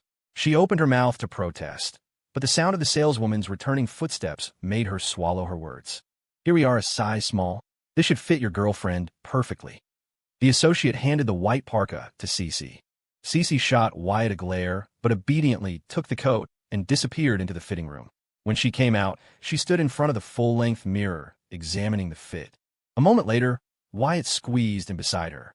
The two of them, reflected in the mirror, looked undeniably perfect together. CeCe flushed and tried to shove him away, but with her limited strength, she couldn't budge him an inch. Wyatt caught her small hand in his and stood there, smiling foolishly at their reflection. We'll just wear these out, Wyatt told the saleswoman. Could you just put our old jackets in a bag for us? Not a problem. Cash or card? Card is fine. Have a great day, you too. As they walked out of the store, CeCe shuffled beside him, muttering under her breath. You're infuriating. You never ask me before you do things like this. This is infuriating. Yes. Wyatt's grin widened. If your dad hadn't shown up, I could have shown you something much more infuriating. A blush crept up CeCe's cheeks. She stopped, lifting her foot to stomp on his. With lightning-fast reflexes, Wyatt hopped back half a step. Undeterred, CeCe aimed for his other foot, but he dodged again. Don't you dare move, she commanded, her face red. Wyatt immediately threw his hands up in surrender. Okay. I won't move, I promise. The moment the words were out of his mouth, she stomped down on his foot. Unlike last time, she controlled her strength, and her flat-soled shoes didn't hurt him at all. But Wyatt, ever the actor, feigned agony, letting out a loud yelp. Oh, stop faking, she said, though a smile tugged at her lips. I barely touched you. Huh, he chuckled. So what's next? I'm going back to my dorm, but I have to head back to Riverwood this afternoon. I'm still going back to my dorm. I'll come with you. It's not like I haven't been up there before. The RA is on duty today. If I get caught, I'll just tell her you brought me up. You're shameless. I am, he said, but could you maybe slow down a little? Your shoelace is untied. CeCe assumed he was messing with her and didn't look down. It was only when Wyatt caught up and knelt in front of her to tie it that she realized he was telling the truth. It was a Sunday, and the mall was bustling. People walking by couldn't help but cast envious glances their way. A young couple passed, and the wife, after seeing Wyatt on the ground tending to CeCe's shoe, balled up her fist and gave her husband a playful punch on the arm. Look at that, she said, her voice full of mock jealousy. Her husband looked disgusted. Would you stop? Our kids are in elementary school. Hearing their exchange, CeCe's heart did another little flip-flop. After leaving the mall, they walked back to the hotel. Wyatt grabbed his things, checked out, and then they headed back to her campus together. The RA wasn't at her desk after all, and when Wyatt snuck upstairs with CeCe, he found her roommates gathered in the common room, rehearsing a song. It sounded like Holocene. When they saw Wyatt, Isabel called out, "Wyatt, perfect timing. What instrument do you think we should add to this arrangement?" Wyatt listened for a moment before offering his suggestions. All four of them had excellent voices and each played an instrument. CeCe was on guitar, Sophie had her pipa, Ashley played the violin, and Isabel, besides being a pianist, could also play the flute. Wyatt gave them a few pointers, sang along to help them find the harmony, and after one final run-through, they all felt much more confident. Wyatt had lunch with them in the campus dining hall. On the way over, CeCe had insisted, "The second I get back to the dorm, I'm taking this coat off. I'm not wearing a couple's outfit with you." But as they sat there eating, she was still wearing the white parka that matched his. "See you next week, genius," Ashley said as he got up to leave. "See you next week." After lunch, it was time for Wyatt to head back to Riverwood. CeCe's 3 roommates went back to the dorm, but she walked him toward the main gate. On the way, Wyatt broke the silence. "CeCe, can I ask you something?" "What?" "Do you like summer or winter?" "I used to hate both," she said. "And now I like them both." "What about me?" he pressed. "I like UT." She caught herself before the last word could escape, turning her head away to hide her blush. "I almost fell for that," she mumbled. "I heard you," Wyatt teased. "You said you like me." "I did not." "Well, I like you. You've said that before." "Every time I see you," he said softly, "I want to say it again." Thump thump, thump thump, thump thump. Wyatt got back to Riverwood a little after 2 in the afternoon. When he walked into CeCe's Fresh Market, only Sam and Valerie were there. "Sam, where'd Chris and Alex get to?" Wyatt asked. "Chris left after lunch," Sam replied. "Said something about going to talk to the director of campus services at Riverwood Tech. Alex is probably back at the dorm, sleeping. He was up half the night talking to some girl he met on Tinder." Wyatt had already told Chris to feel out the director at the other university. The fact that he'd gone over this afternoon meant there was probably progress. But Alex? That idiot was sleeping? He'd stayed up all night talking to a random girl from Tinder? What was wrong with him? Was he just that dumb? 9 times out of 10, those were bots or scammers. What was he even thinking? Wyatt couldn't be bothered. He sat down at the computer, pulling up the monitoring dashboard for the vending machines. "Has Jessica been by in the last couple of days?" "She came by last night. She was at the Brookside campus all day yesterday. Got everything squared away over there." Wyatt didn't need Sam to tell him. He could already see the sales data from 30 new machines on the screen. With all 3 universities now locked in, all he had to do was wait for the call from Jessica's father, Charles Evans. After about an hour, Wyatt hopped on his electric scooter and headed back to the dorm. He pushed the door open to find Alex hunched over his laptop like a turtle, fingers flying across the keyboard. Wyatt deliberately stayed quiet, setting his bag down before creeping up behind Alex to watch him chat with someone whose screen name was Mimi. After a few minutes, Wyatt reached out and yanked Alex's ear. "Ow, what the hell, man? It's Sunday, and instead of helping at the store, you're in here sexting with some rando online? Do you even want this job?" Alex knew he was in the wrong and offered a sheepish grin. "I'll unload the truck by myself tomorrow, I swear. I don't have time today." Wyatt rolled his eyes. "I swear you're such an idiot. You're smiling like a pervert at a computer screen. For all you know, that could be a dude on the other end." "She send you a picture?" "Not yet, and you're still talking to her." Alex, still typing, replied, "We just matched yesterday. It would be weird if she sent me a picture this fast, right? Just don't get scammed," Wyatt warned. "No chance. If anything, I'm the one scamming her." "Huh." Wyatt tossed his dirty clothes from the weekend into a bucket, added some detergent, and gave them a quick scrub before leaving them to soak. He figured a good soak would make them easier to wash later. Back in the dorm room, his new parka felt too warm. He took it off, placed it on a hanger, and hooked it onto the frame of his loft bed. Sitting down, he pulled out his phone and sent a message to CeCe. "Wyatt, what are you up to?" CeCe, staring into space. "Wyatt, what about your roommates?" CeCe, watching EXO music videos. "Wyatt, how come you're not watching?" CeCe, "I'm not a fan." "Wyatt, next time I'll make a video for you. You can watch me instead." CeCe, "No thanks, Wyatt. I just checked the weather. Looks like rain all week." CeCe, "Really? Wyatt?" "Yeah, so bring an umbrella when you go out. If it's still raining this weekend, I probably won't come over. It's a pain to get around in the rain, and I can't just hang out in your dorm all day." CeCe, "Oh, CeCe, I hate rainy days now." "Wyatt, me too." "Wyatt, gotta go do laundry. I'll message you tonight." CeCe, "Okay." Wyatt spent 15 minutes washing his clothes and scrubbing his dirty sneakers. Just before 5, Chris came back. How'd it go? Wyatt asked immediately. Chris shook his head. I don't know how to explain it. What do you mean you don't know? Chris sat down and took a swig of water. Every time I've gone to see him, he's been perfectly polite. He accepted all the gifts I brought him. But whenever I try to talk about the actual business, he changes the subject. This afternoon, I just put my cards on the table. I asked him straight up how much it would cost to get our machines into his university. But he still wouldn't give me a straight answer. Just said something about the school being strict about appearances and that it would be difficult to arrange. And then, Wyatt pressed. Chris threw his hands up. And then I came back. Wyatt cursed in frustration. Are you an idiot? He was speaking in code. Code. If he really didn't want to work with us, he wouldn't have met with you a second time. The fact that he keeps talking to you means he's interested. The key is you can't talk about the money directly. Then what am I supposed to say? Chris said, exasperated. I brought gifts, I said all the right things, and he just won't talk business. What else can I do? Wyatt didn't have time to argue. Do you have his number? Yeah. Text him and set up another meeting. For tomorrow night. Tell him your boss is coming this time. All right, I'll message him now. Apologize first. What? Tell him you're sorry. Say you're young and don't know any better, and you hope he won't hold it against you. Chris was completely lost. Why? Just do what I say. Chris sighed, preparing to type, but Wyatt didn't trust him.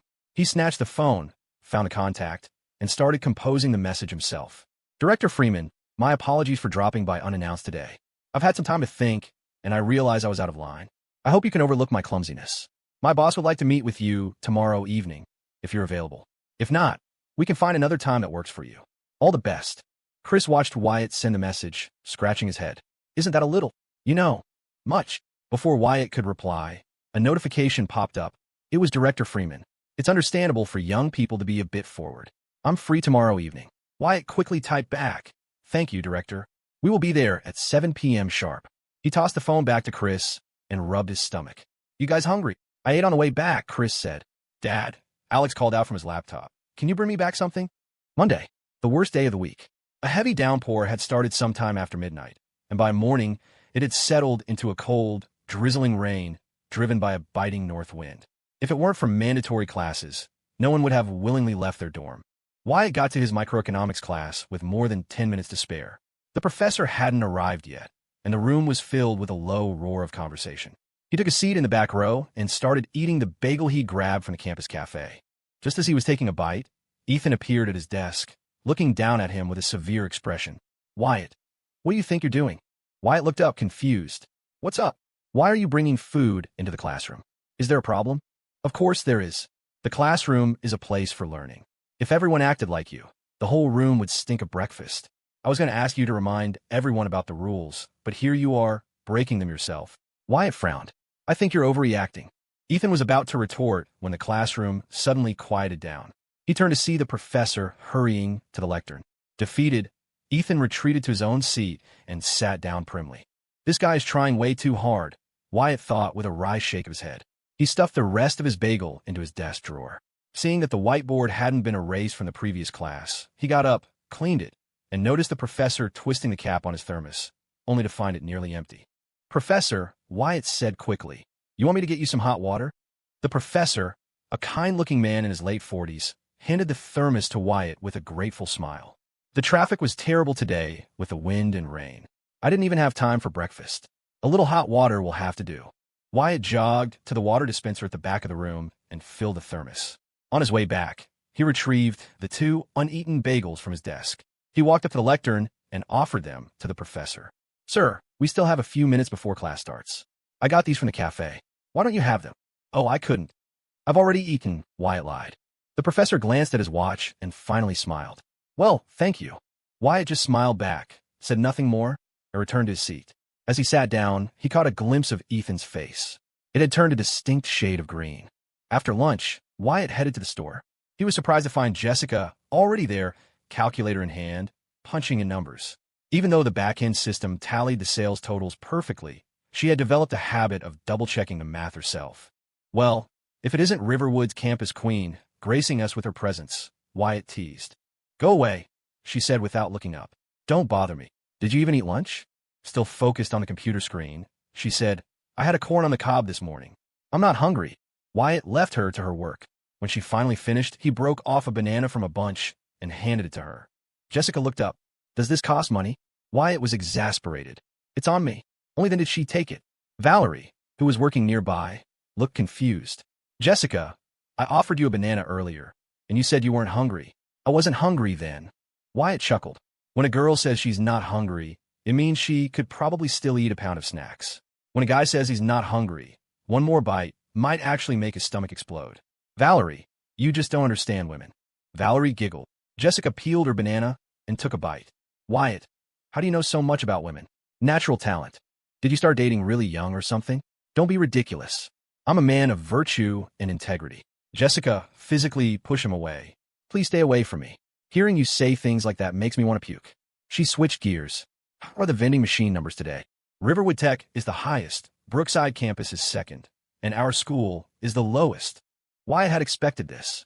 The machines at the other two schools are brand new. It's normal for sales to be high in the first couple of days. Jessica swiveled in her chair to face him. I think we need an office. An office? Yes. Business is picking up.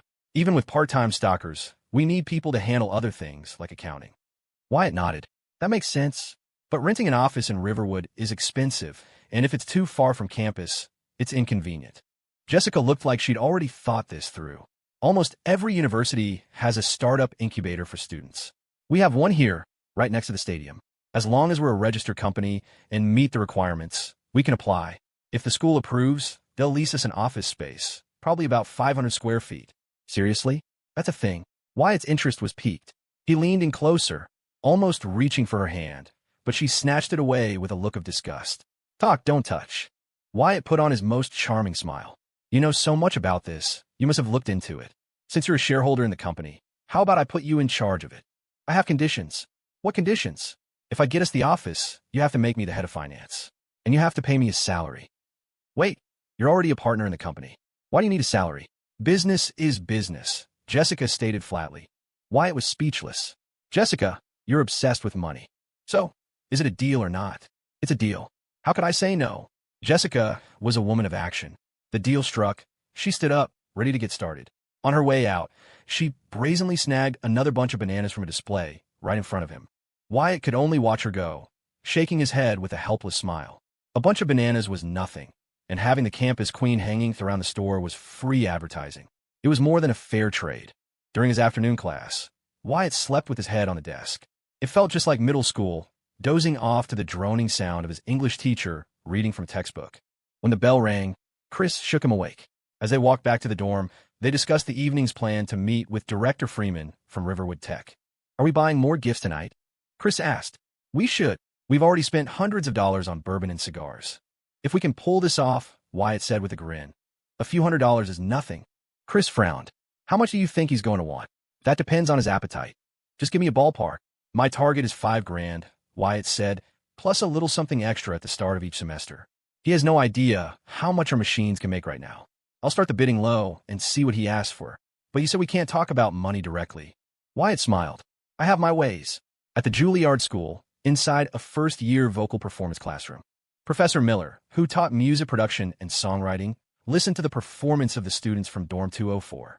When they finished their folk song, she applauded politely, her expression neutral.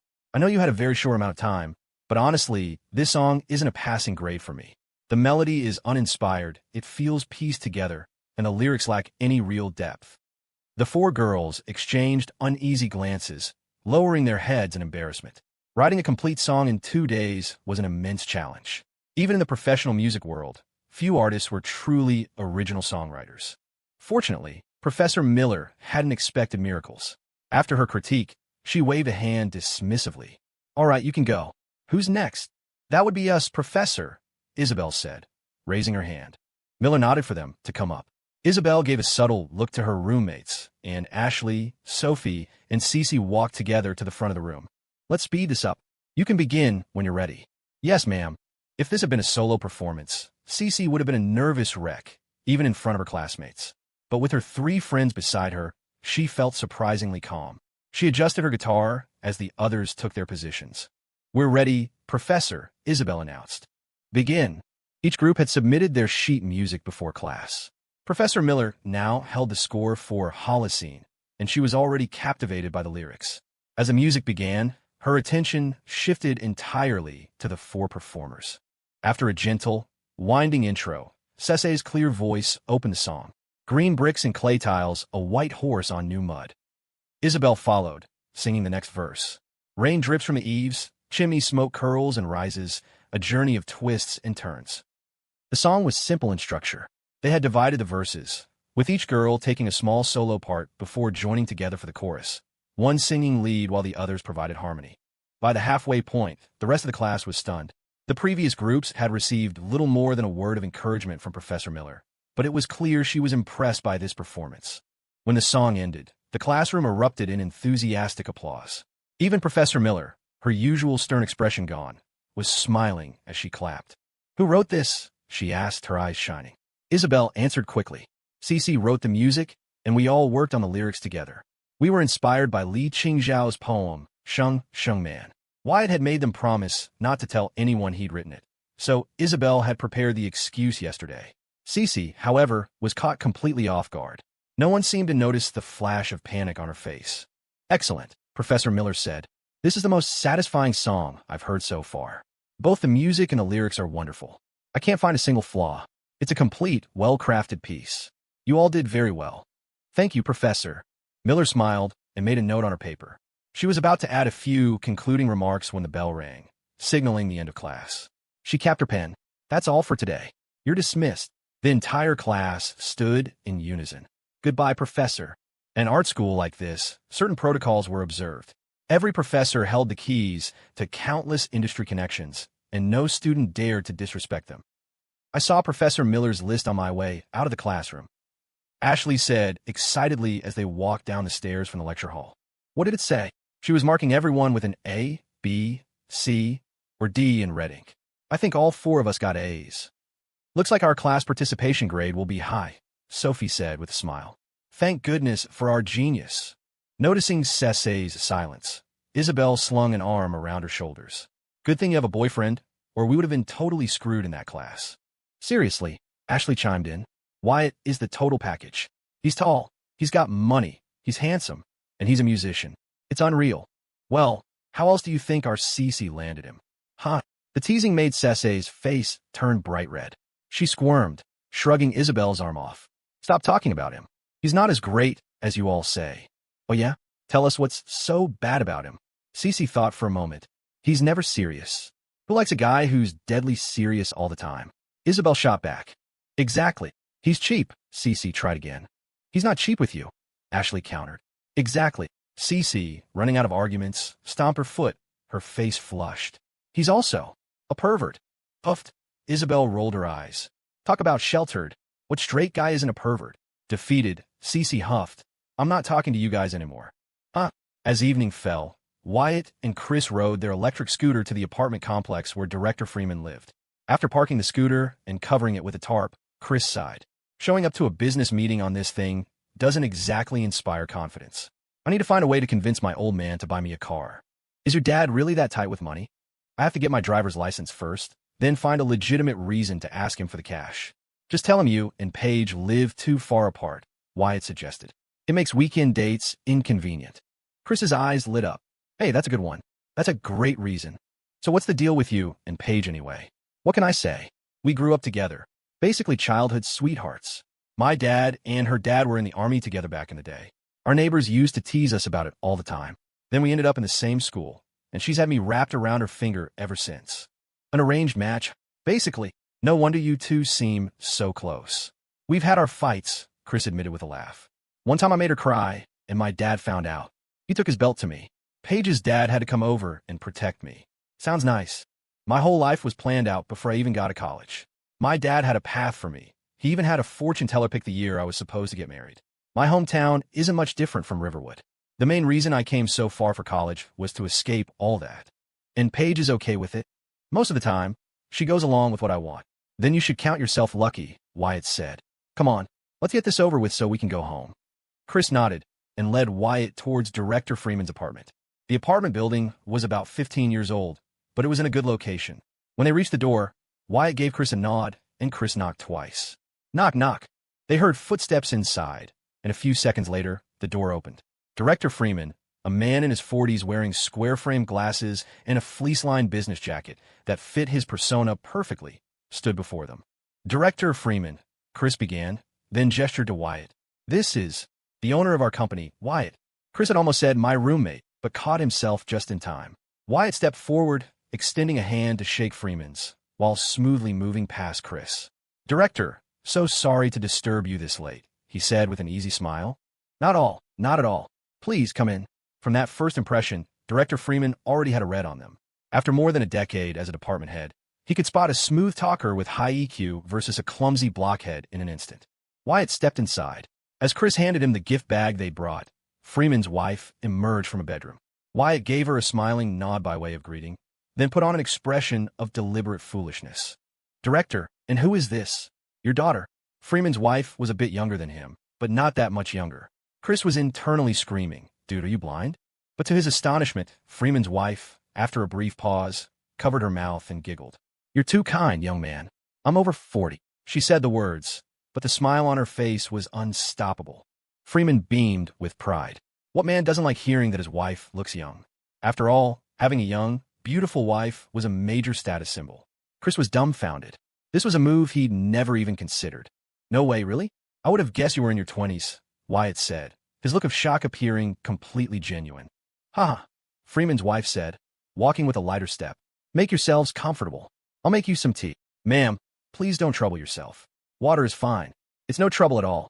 Chris sat down next to Wyatt, finally understanding the benefits of social grace. On his last visit, he hadn't even been offered a glass of water, let alone tea. Wyatt didn't bring up the vending machines right away. His gaze swept around the living room, landing on a collection of framed, signed books on a shelf. He stared at them intently. When Freeman's wife brought the tea, she noticed his focus. What are you looking at? She asked. Wyatt quickly took the teacup. Director, he asked with curiosity, are these first editions? The book collection was one of Freeman's few hobbies. He was surprised that Wyatt had such a discerning eye and adopted a modest tone. Just something I enjoy in my old age. What do you think of the collection? It's impressive. The authors are incredible. For a second there, before I saw the signatures, I thought they might just be decorative copies from a furniture store. Freeman rarely had anyone to share this hobby with at home. His wife often teased him for acting like a literary critic when he was just an amateur. But Wyatt's comment deeply satisfied his vanity.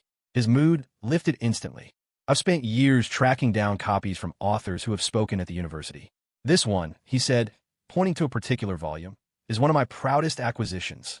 It seems you have very refined tastes, Director. It's just a hobby. The two of them went off on a tangent, first discussing literature, then history, then specific historical figures. They even touched on the potential global impact of the recently signed U.S. Afghanistan Bilateral Security Agreement. Chris, listening in, felt completely lost. What the hell am I even doing here? He wondered. It wasn't until almost 8 o'clock that Wyatt steered the conversation back. Director Freeman, regarding the vending machine business, do you think there's a chance we could partner with your university? Freeman remained calm. It's hard to say. The matter is both simple and complex. It really depends on the school's official stance. Director, you must have some influence at the school. If there are any channels we need to go through, we hope you could give us some guidance. We'll be sure to follow your lead. Yes, well, I'll keep it in mind, Freeman said with a noncommittal smile. Wyatt set down his teacup, stood, and walked over to the bookshelf. He pointed to a specific, leather-bound book. Director, this one looks exquisite. Is it an antique? Chris rolled his eyes, nearly blurting out, do you really think someone would just leave a priceless antique sitting on an open shelf in their living room? But Director Freeman asked, do you know something about rare books? Not a thing. But if it's an antique, it must be valuable, right? A true antique is always valuable. May I have a look? Wyatt asked. Go ahead. Wyatt carefully took the book down from the shelf and pretended to inspect it. I hear at auctions, a good first edition can sell for tens of thousands. It's a very niche market. The average person has no access to it. So how much is this one worth? The two were no longer talking about the book, but Chris was still completely in the dark. Freeman countered. What do you think it's worth? 20, 30,000. Wyatt guessed. It's certainly worth more than that. Then what's the value? Freeman paused, then smiled. A copy in good condition could be worth over 100,000. It really depends on if the buyer has a good eye. Wyatt smiled back. I'm young, I don't really understand these things. But if I were to get into collecting, I'd only be willing to spend, at most, 5,000 on this. Oh, Wyatt pointed to a small tear on the dust jacket. Look, Director, it's a bit damaged right here. I imagine that would bring the value down quite a bit. Freeman leaned in for a closer look and finally relented. Yes, I suppose it will be worth about that much then. Looks like my isn't so bad after all, Wyatt said with a laugh. As he spoke, he went to place the book back on the shelf, but his hand suddenly slipped. Crash! The book didn't crash, but the teacup in Wyatt's other hand did, tumbling from his grasp and shattering on the floor, splashing tea all over the book's cover. Wyatt jumped back, horrified. Director, I am so sorry. I didn't mean to. It's all right. It's all my fault. My hands are just clumsy. Director, don't worry. I will absolutely pay for the damage. As long as you're not hurt. Wyatt bent down as if to pick up the ceramic shards, but Freeman stopped him. Let your aunt clean that up later. Don't cut yourself. Director, we should get going, Wyatt said. I'll get the money together for the book and bring it to you. Again, I am so sorry. It's a small thing. Director, let me know when you're free, and I'll come by again. All right, Chris, let's go. All right. Director, please don't see us out. We can find our own way. Goodbye. Goodbye. Wyatt led Chris downstairs, and they got on the scooter, heading back to campus. Chris was still processing what had just happened. Halfway back, it finally clicked. So, you weren't talking about the book at all, were you? You were negotiating our business deal. You just figured that out? Holy crap, what kind of actor are you? Chris said, his eyes wide. When you damaged that book, I saw the publisher's mark. It was a modern reprint. Heh, oh my God, Chris exclaimed. No wonder I couldn't understand a damn thing you two were saying, even though you were speaking English. Every sentence had a hidden meaning. Son of a bitch. I'll learn more tonight than in a whole semester of class. Back in the dorm, Chris showered and lay in bed, replaying the conversation between Wyatt and Director Freeman in his mind. He broke it down. First, Wyatt built rapport by complimenting the wife's youthfulness. Then, he diagnosed Freeman's hobby, the books, and buttered him up. He used that as a springboard to other topics, creating a false sense of camaraderie, as if they were long-lost friends. Only then, after establishing that connection, did he briefly touch on the real business. He said just enough to state his purpose and show his sincerity. And then came the masterstroke. He used a worthless reprint of a book to negotiate the price, with every sentence carrying a double meaning. Freeman, obviously, understood immediately and played along. They haggled back and forth until they settled on a fair price. The entire negotiation was seamless. Comparing it to his own fumbling attempts, Chris felt like a complete idiot. The only thing he couldn't figure out was how Wyatt, who was the same age as him, understood the nuances of networking so well. It was the kind of skill you'd expect from someone who'd been working in the corporate world for years, or maybe a seasoned politician. Chris glanced over at Wyatt, who was lying in his own bed, video chatting with his girlfriend. A pang of envy hit him, but at the same time, he felt a wave of gratitude that he had decided to come to Riverwood for college. Some things you just couldn't learn from a textbook. Wyatt was on a video call with CeCe. After some small talk, he brought up the topic on his mind. So, what did your songwriting professor have to say about the song I wrote? She just said it was average, CeCe said evasively, her eyes refusing to meet his on the phone screen. She was a terrible liar. No way, Wyatt laughed. I don't believe you. Believe what you want, she said with a pout. Do you dare to swear on your conscience? And say that again. I won't. She turned her head to the side, her lips still in a pout. Don't think you're so great. Fine, I'll just ask Isabel and the others later. Don't you dare. See? You're giving yourself away. I'm not talking to you anymore. I'm going to bed. Why not? I heard you snoring last time. Impossible. You must have misheard. I didn't. Well, if you went to sleep earlier, you wouldn't hear me snore. You always fall asleep before me. Can't help it, he said softly. Every time I hear you breathing, it just makes me want to fall asleep with you. The other party has ended the call. Wyatt immediately sent a voice message. Why'd you hang up? Hello. You there? Hey. Good night. 15 minutes later, CeCe sent back a simple good night. She assumed he was already asleep, but he immediately sent another voice call request. CeCe hesitated for a full 30 seconds before accepting. The moment she did, before he could speak, she warned, you say one word and I'm hanging up. MMPH. What did you say? I said, okay, good night. Why can't you just talk normally? You told me to shut up. CeCe pulled the covers over her head and muttered into the darkness. Dork. The next few days were a dreary, repetitive cycle of rain. On Friday, Chris got a message from Director Freeman. The university had approved the vending machines. They just had to pay a semesterly fee for the space and electricity. Chris now understood that this was just Freeman saving face. As a director of campus services, he could have approved it himself from the start. The whole song and dance was because Chris hadn't known how to play the game. That night, Wyatt and Chris went back to Freeman's apartment, this time with $5,000 in cash. Can't we just Venmo him? Chris had asked, annoyed by the hassle. Wyatt rolled his eyes. Even if we were willing to, Do you think he would accept it? It took Chris a moment to understand the implications of a digital trail. This time, Wyatt didn't stay long. The sight of $5,000 in cash had made Mrs. Freeman's eyes light up, the wrinkles at their corners crinkling with joy. It was best to leave quickly. Sure enough, as soon as they were out in the hallway, they heard her voice from inside the apartment. Honey, why did they give you so much money? It's for the damaged antique. Keep your voice down. Antique? What antique do we own? Don't worry about it. Just put this money away somewhere safe, and don't talk about it to anyone. I know, honey. Tonight, I'm going to give you a special reward. Wyatt smirked and led Chris back to campus. Back at the store, Jessica was waiting for him. Seeing him return, she stood up, looking slightly annoyed. Where have you been? It's so late. Had to take care of some business. What's up? Jessica handed him a sheet of A4 paper. The office application was approved. We can move in this weekend. Pretty efficient, right? Wyatt glanced at the paper, which was just a list of rules for the university's startup incubator. He grinned. I'm sure it was your uncle's efficiency we have to thank. What did you say? Nothing. I just knew that if the campus queen was on the job, it was as good as done. Jessica put her hands on her hips. Let me tell you, I ran back and forth to the administration building a dozen times for this. Without me, you two would have gotten nowhere. Absolutely. She huffed and held out her hand. Give me money. For what? To buy equipment. The office only has desks and chairs. We have to buy everything else. We'll need a few computers, at the very least. Where are you planning to buy them? Wyatt asked. The electronics warehouse. That place is a total ripoff. My best friend builds his own computers. I'll have him handle it. I'll transfer you $1,000. You can buy whatever else you think we need. Jessica was placated. Remember to send it, she said as she left. I'm going shopping tomorrow. Don't worry.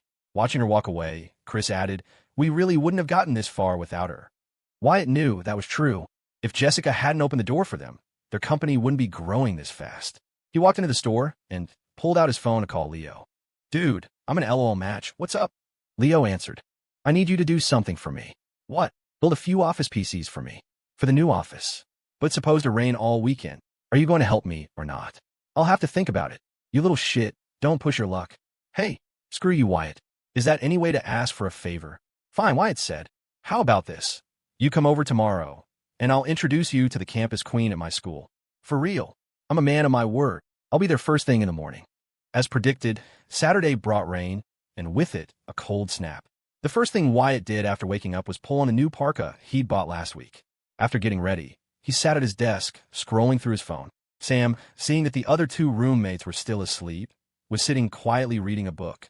When his electric kettle clicked off, he poured the hot water into a basin to wash his face. He pulled 2 hard-boiled eggs from the kettle, walked over to Wyatt, and handed one to him. Wyatt took it without a word of thanks, simply asking, Did your financial aid come through yet? Not yet, Sam said, shaking his head. If it's not here by next week, I'll go ask about it for you. Sam smiled and nodded. Around 8:20, Leo called. Wyatt grabbed an umbrella and hurried downstairs, braving the rain to pick him up from the subway station. I got up before 7 today, Leo said as he got on the back of Wyatt's scooter. Good thing the rain wasn't too heavy this morning. Why are you wearing so little? Aren't you cold? You said you were going to introduce me to a campus queen, didn't you? What does that have to do with your clothes? This outfit makes me look good. Wyatt drove Leo straight to the university's athletic center, where the startup incubator was located. The massive building was usually quiet, save for a few people playing basketball or badminton. Unsure of where their new office was, Wyatt parked the scooter and called Jessica. What? She answered, clearly in the middle of eating. I'm at the athletic center. Where's our office? Room 107. But it's no use, I have the key. You can't get in. Where are you now? The cafeteria. How long will you be? 10 minutes to eat, 15 to walk. Maybe half an hour. I'll come pick you up. Okay, fine. Wyatt hung up and turned to Leo. Dude, wait here. I'm gonna go get our campus queen. All right, Leo said enthusiastically. The moment Wyatt zipped away on the scooter, Leo pulled out his phone, opened a front-facing camera, and started fixing his hair. Because of the rain, the cafeteria was mostly empty. Wyatt spotted Jessica immediately. How'd you get here so fast? She asked. How are you eating so slow? Jessica shot him a look and went back to her bowl of oatmeal. Wyatt sat down across from her. So, what are you planning to buy today? Just the essentials for the office. It's a pain to go out in the rain. We could just order everything online. Jessica pulled out her phone, opened the Amazon app, and showed him her screen. I already ordered a bunch of stuff last night. The awaiting shipment tab showed over 20 items. Wyatt tapped on it and saw a list of miscellaneous supplies, Pens, notebooks, folders, the stapler. You already bought all this. What else do we need? The most important things are a printer and a landline phone, Jessica explained, ticking items off on her fingers. A good all-in-one printer with copy and scan functions is expensive, but I think we can lease one. If the price is right, we could just do that. We also need a filing cabinet. And the chairs in the office are just backless stools. I want to buy some proper office chairs. Can you handle all that by yourself? Don't underestimate me. I'm more useful than your roommates combined. Wyatt scratched his head, smiling. I'd feel bad making you go alone. How about I come with you today? Don't you have to go see your girlfriend? It's raining, he said simply. Jessica thought for a moment after finishing her oatmeal. Fine, you could be my manual labor for the day. Don't you need me for that? We already have someone for the job. Who? My best friend. I asked him to come help us build the computers. We can all go pick up the parts together. You're a real piece of work, she said.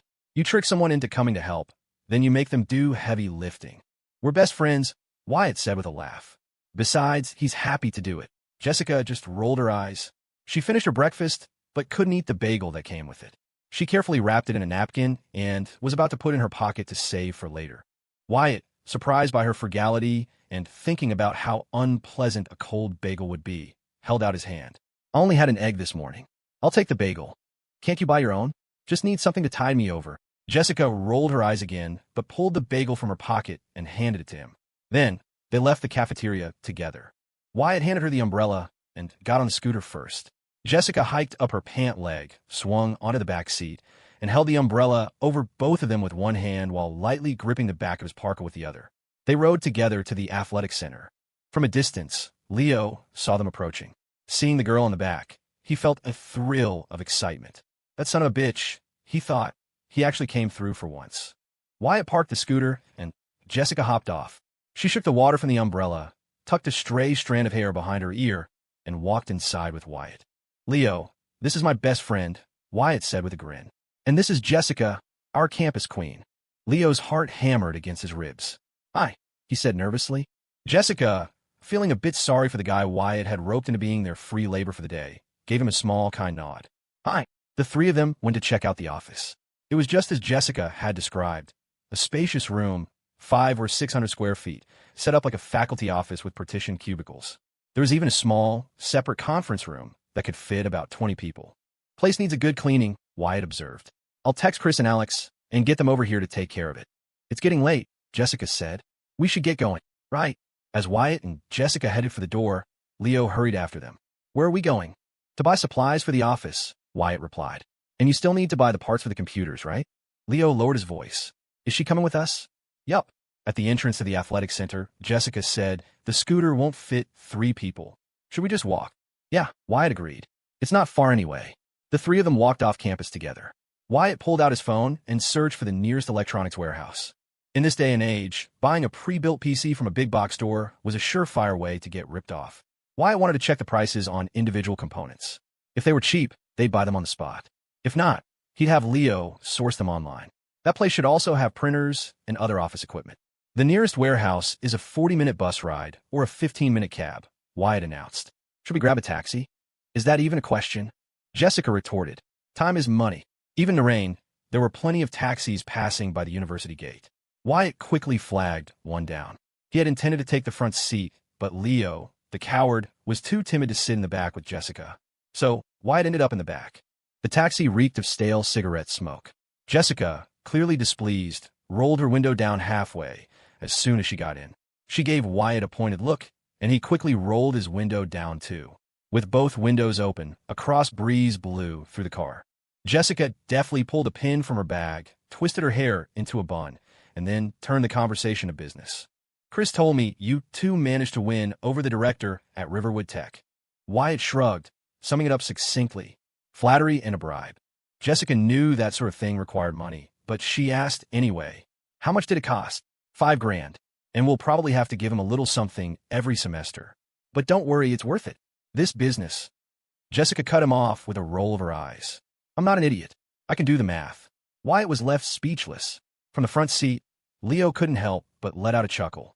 It was the first time since they started college that he'd seen someone shut Wyatt down so effectively. Hearing the laugh, Wyatt reached forward and smacked Leo on the arm. What are you laughing at? None of your business, Leo shot back. Keep laughing, and I'll tell everyone about all the embarrassing crap you did in middle school. You. Leo whipped his head around and hissed. Would you please be a decent human being? Jessica pretended not to hear, turning her head to look out the window at the passing scenery. The taxi driver, listening to their bickering, felt a wave of nostalgia. You all seem like really good friends, he remarked, probably thinking back to his own youth. Sir, Leo immediately clarified, we grew up together, but we're not actually that close. After paying and getting out of the car, Jessica was the first to pop open her umbrella and head into the massive electronics warehouse. Wyatt, after paying the fare on his phone, snatched the other umbrella from Leo's hand and hurried after her. Wyatt, you son of a bitch, give me back my umbrella. Leo yelled, shielding his head with his hands as he ran through the rain. I thought we weren't that close. Wyatt shouted back. Asshole. Jessica stood waiting at the entrance, sighing as the two of them caught up, still trading insults. Can you two stop acting like children and focus on the task at hand? She said, her tone mature beyond her years.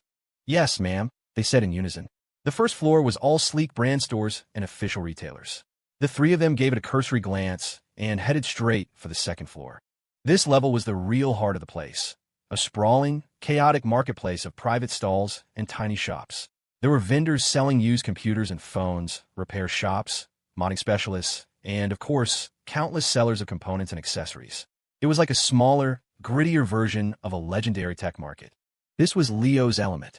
He'd been obsessed with computers since middle school, saving up his allowance and getting help from his parents to build his first rig in high school. He was constantly upgrading and tinkering, and he could fix most common computer problems himself. Here, Leo was confident. He strode up to a stall and started rattling off prices. Hey boss, how much for an i5-4570? $13.50 for the boxed version. Too steep. What about a Xeon E3V2 quad-core, 8-thread, $1,200? Leo shrugged. Still a little hot. The owner, seeing that Leo knew his stuff, replied, if you buy all your parts from me, I can give you a better deal. Leo turned to Wyatt. How many PCs do we need, and what's the budget for each? Wyatt looked to Jessica. She took charge. 5. How much for a machine that can run office software smoothly? For basic office work, 300 or 400 is enough. We can use a Pentium processor and save money on a dedicated graphics card. Okay, Wyatt decided.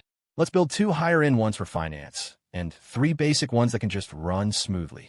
Leo quickly went back to negotiating with the owner, then checked prices at a couple of other stalls before returning to the first one. He wrote down 2 different system configurations. He planned to assemble the main units right here to avoid having to lug all the individual parts back. All right, dude, Wyatt said. You wait here for us. We'll go buy the other stuff. We'll treat you to a big dinner tonight. You have zero credibility with me. Jessica smiled. If he doesn't treat you, I will. Hearing that, Leo, as if injected with adrenaline, beamed. You got it. I'll get it done as fast as I can. Wyatt muttered sucker under his breath and followed Jessica to take care of the rest of the shopping. An hour and a half later, they had leased a printer, bought a filing cabinet from a nearby furniture store, and ordered a dozen rotating office chairs and other miscellaneous items. When they returned, Leo had already assembled 3 of the computers. Wyatt handed Jessica a bubble tea he'd picked up. You give this to him. Jessica frowned. You bought it. Why don't you give it to him? I have to use the restroom, Wyatt said with a grin. You're full of it. Wyatt found a nearby chair, sat down, and started scrolling through stock market news on his phone. Meanwhile, Jessica walked over to Leo with the drink. Leo, this is for you. Leo looked up from his work, and his frustrated mood instantly vanished. A bubble tea from Wyatt was one thing, but a bubble tea from Jessica was something else entirely. He wiped his forehead, though he wasn't sweating, and gave her a goofy smile. Just put it down over there. I'm almost done. Are these 3 finished already? Jessica asked, smiling. Yeah. Are you studying computer science? Nah, I just figured it out myself. Wow, you're really talented. Jessica probably had no idea how much that simple compliment would mean to Leo, how it would make his entire day. Leo knew he didn't have a chance with a girl like her, but just getting to know the campus queen was more than enough for him. He was a guy who, despite talking a big game about wanting a girlfriend, would turn red just talking to a girl his age. He was happy simply because he could now say he was friends with Jessica Evans, the queen of Riverwood University. That alone was enough to brag about to his roommates for months. Wyatt deliberately waited a full 20 minutes before wandering back over. He saw Leo happily working on the final computer. These 5 towers plus 5 monitors aren't going to fit in one taxi, he commented. Jessica, realizing the problem, looked up. What do we do? Wyatt sighed, muttering to himself. Too bad Uber XL isn't a thing yet. What did you say? Jessica asked. Nothing, Wyatt said, shaking his head. I'll go ask the stall owner. They must run into this situation all the time. Wyatt went to inquire. As he suspected, the shop owners often handled local deliveries and had contact for drivers with vans. Wyatt got a quote, found a price reasonable, and had the owner arrange for a driver. Half an hour later, Leo had finished all 5 computers. The driver the owner called had arrived. It took Wyatt and Leo 3 trips each to haul everything to the van. By the time the 3 of them got back to campus, it was already past noon. Chris and Alex were waiting at the athletic center. They helped carry the computers into the office. While Leo started installing the operating systems, Wyatt and Chris went to the cafeteria to grab 5 lunchboxes. We'll just make do with this for lunch, Wyatt announced. We have more deliveries coming this afternoon. We'll all go out for a proper dinner tonight. Many hands make light work. After eating, the 5 of them cleaned the office from top to bottom. In the mid-afternoon, the printer, filing cabinet, and chairs were delivered. Once everything was set up, the once empty room looked like a legitimate office. Jessica looked around the space, a satisfied smile on her face.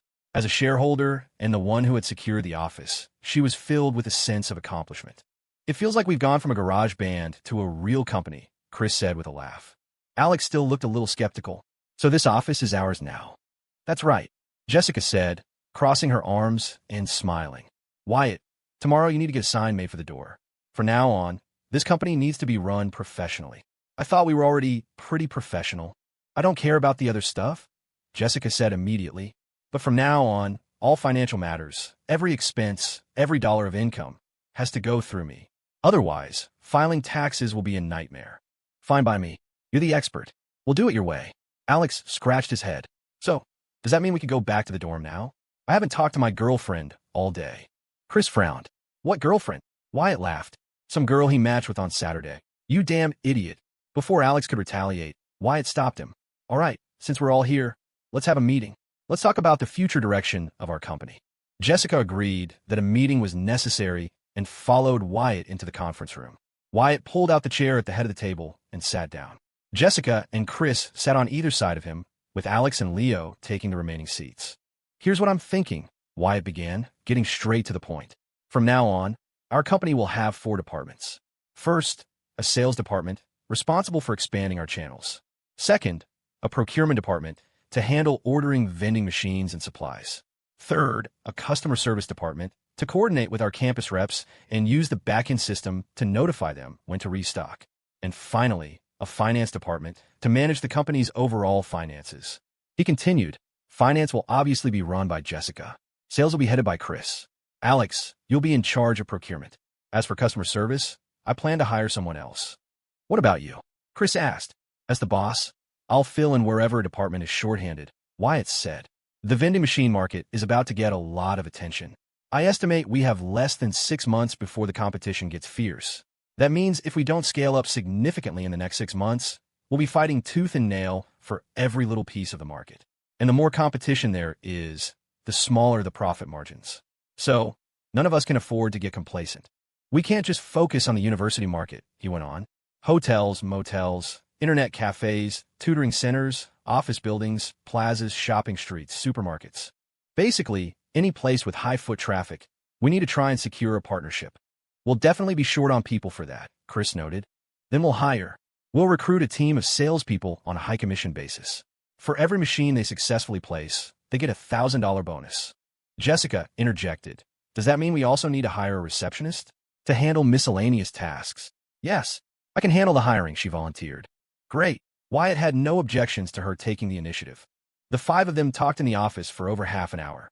Leo, sitting next to Jessica, had started by occasionally stealing glances at her. But as he listened to Wyatt lay out his vision, he began to feel as though his childhood friend had become a stranger. How had he changed so much in less than half a year? They say girls change a lot as they grow up, but for a guy to transform this dramatically was just bizarre. By 5:30 in the evening, the sky was already dark, though the rain had stopped. The 5 of them met Valerie and Sam at the campus gate, and Wyatt led the group to a nearby Korean barbecue restaurant. Seeing their large group, the owner gave them a private room. It was their first official team dinner, and they were celebrating the new office. It was a special occasion, so Wyatt went all out, ordering a feast. Alex, seeing that Jessica and Valerie were there, decided to show off and order a case of beer from the server. Once the food and drinks arrived, the table came alive with laughter and conversation. Alex, eager to prove his drinking prowess, had barely eaten a few bites of food before chugging a whole bottle of beer. His face immediately turned beet red. "Wyatt, I can't believe you're drinking soda. I'm disappointed in you." "You're disappointed in me? You should go look in a mirror. Your face is as red as a baboon's ass." "I always get red when I drink, but I can definitely drink you under the table." "Yeah, right. Sam and Chris aren't drinking, and Leo has to drive back to his school. Am I supposed to drink all this beer myself?" "You're the one who ordered it," Wyatt pointed out. After not even 2 full beers, Alex was already slurring his words, his gestures becoming loud and clumsy. No one paid him much mind. It was a Friday night, and he could sleep it off tomorrow. The solid fuel burner under the hot pot hissed, and the bubbling broth sent up a thin veil of steam. Listening to the overlapping conversations and watching the young faces through the hazy steam, Wyatt suddenly felt a sense of dislocation. He thought about things from his past, or rather, his future, and his gaze grew distant. "Damn it, Alex, you took the entire fish head. What are we supposed to eat?" "I love the fish head. You guys can have a meat." "Are you kidding me? The dish is called chili fish head. You take the head, and we're supposed to eat the goddamn chilies." "My mom's calling." "Hey, Mom, I'm eating dinner. Yeah, with my roommates. This beef stew is delicious. Valerie, you should try some." "I can get it myself. It's a little spicy. Is there anything else to drink?" "We're out. I'll go grab another bottle." "What do you want?" "Coconut milk, please." Wyatt, what are you spacing out for?" "Nothing. What's up?" "Can you open this for me?" Wyatt twisted the cap off the bottle of coconut milk and handed it to Jessica. He saw Alex passed out, his head on the table, surrounded by a few remaining bottles of beer. Wyatt picked one up, poured it into a glass, and started drinking. As he downed glass after glass, he felt the alcohol warming his stomach. His head started to feel fuzzy. His mind was still clear, but his body felt heavy and limp. Chris, seeing that everyone was mostly done eating, got up to pay the bill. When he came back, Alex was still asleep, and Wyatt was staggering to his feet, holding onto the table for support. Chris rushed forward to steady him. "Sam, you get Alex. I've got Wyatt." "Okay, you two need help?" Leo asked. "You're far from your school. You should get going," Chris said. "All right, I'm heading out then. Bye." "Bye." Chris and Sam, each supporting a drunken friend, started the trek back to the dorm. Jessica and Valerie could have gone straight back to their own dorms, but seeing the state Wyatt and Alex were in, they decided to follow along. Wyatt hadn't passed out completely like Alex. After a blast of cold night air, he slung one arm over Chris's shoulder and fumbled in his pocket for his phone with the other. He hadn't messaged CeCe all day and knew she must be waiting to hear from him. He opened his messaging app and tried to start a voice call. Everything was a blurry double image. CeCe's chat was pinned to the top, but his thumb accidentally hit the second contact on the list. The call connected. Wyatt put the phone to his ear and slurred. "Hello? CeCe? I've been thinking about you all day. I think I'm falling more and more in love with you." On the other end of the line, Miranda Hayes was silent for a long moment before her brow furrowed. "Wyatt, did you dial the wrong number?" Hearing a voice that wasn't CeCe's, Wyatt rubbed his eyes and squinted at the screen. Seeing it was Miranda, he didn't hang up. Reeking of alcohol, he just said, "It's okay, Mrs. Hayes. I love you too." Chris felt goosebumps erupt all over his body. He snatched the phone from Wyatt's hand. "Mrs. Hayes, this is Wyatt's roommate. He's had a bit to drink. He's just talking nonsense." "I see," she said calmly. "Make sure he gets some rest." "We will. Good night." Beep, beep, beep. The line went dead. Miranda stared at her phone for a long time before shaking her head with a small, amused smile. That boy, he had no boundaries. She'd have to tell CeCe to make sure he drank less in the future. CeCe waited all day for a message from Wyatt. As the hours passed and her phone remained silent, she grew more anxious. Finally, around 10 o'clock, she couldn't wait any longer and typed out a message. "Dork, where are you?" 1 minute passed, then 2. After 5 minutes, there was still no reply. Just as she was about to call him, her phone rang. It was her mother, Miranda, which was strange. Her mom rarely called this late. CeCe hesitated for a second before answering. "CeCe, you're still awake?" "About to sleep." "Wyatt just called me," Miranda said. CeCe's confusion deepened. That dork. It was bad enough he hadn't messaged her, but now he was calling her mom. "He was trying to call you," Miranda explained, "but he's had a bit to drink, and I think he dialed my number by mistake." A part of CeCe was dying to know what a drunk Wyatt had said on a mistaken call to her mother, but she was too embarrassed to ask. Luckily, Her mother continued. He's probably asleep by now. Don't wait up for him. Get some sleep. CeCe panicked, immediately becoming defensive. I'm not waiting for him. All right, well, get some rest then. Good night. After hanging up, Miranda placed her phone on the nightstand, grabbed her pajamas, and headed for the bathroom. She couldn't help but replay Wyatt's drunken declaration in her mind, which, for some reason, made her think of Charles. If Charles were half as charming as Wyatt, she thought with a sigh, things would never have. Knowing that Wyatt was drunk, CeCe didn't try calling him. But as she tried to sleep, she felt like something was missing from her day. Waking up the next morning was agony. The first sensation was a throbbing, splitting headache. Wyatt pressed his palms against his temples and waited for the feeling to subside. It eventually did, but he still felt top-heavy and unsteady. Sam and Chris were gone, but Alex was still passed out in his bed, having briefly woken up in the middle of the night only to fall back into a deep sleep. Wyatt climbed down from his bunk, got dressed, brushed his teeth, and then grabbed Chris's all-purpose campus card. He went to the communal bathroom and took a long, hot shower, which felt incredible. After changing into clean clothes and blow-drying his hair, he finally felt human again. Chris came back into the room, carrying breakfast from the cafeteria. "You're up early," he said with a grin. "I thought you'd be out until noon." They had only picked at their food last night, and Wyatt was starving. He took the bagel Chris offered and began to devour it while asking, "How did Alex and I get back last night?" "Sam and I carried you." Chris looked at him curiously. "You don't remember what happened?" "I just remember calling my girlfriend," Wyatt replied. "You called the wrong person. You called your future mother-in-law." "What?" Wyatt stared at Chris in disbelief. Chris grinned. "You got on the phone, and the first thing you said was how much you loved your girlfriend. Your mother-in-law asked if you had the wrong number. You know what you said back?" Wyatt shook his head, looking horrified. "You said, 'It's okay, Mrs. Hayes, I love you too.'" Wyatt's eyes widened. "Did I really say that?" Chris nodded solemnly. Wyatt slapped his forehead. "Damn it. I'm never drinking like that again. Did I say anything else?" "That was it. You're a legend, man. You went straight for the final boss. Did you at least try to explain?" Wyatt asked desperately. "I did. I told her you were drunk." "Okay, good." Wyatt, still chewing his bagel, grabbed his parka and fished his phone out of the pocket. He turned it on to see several unread messages from CeCe.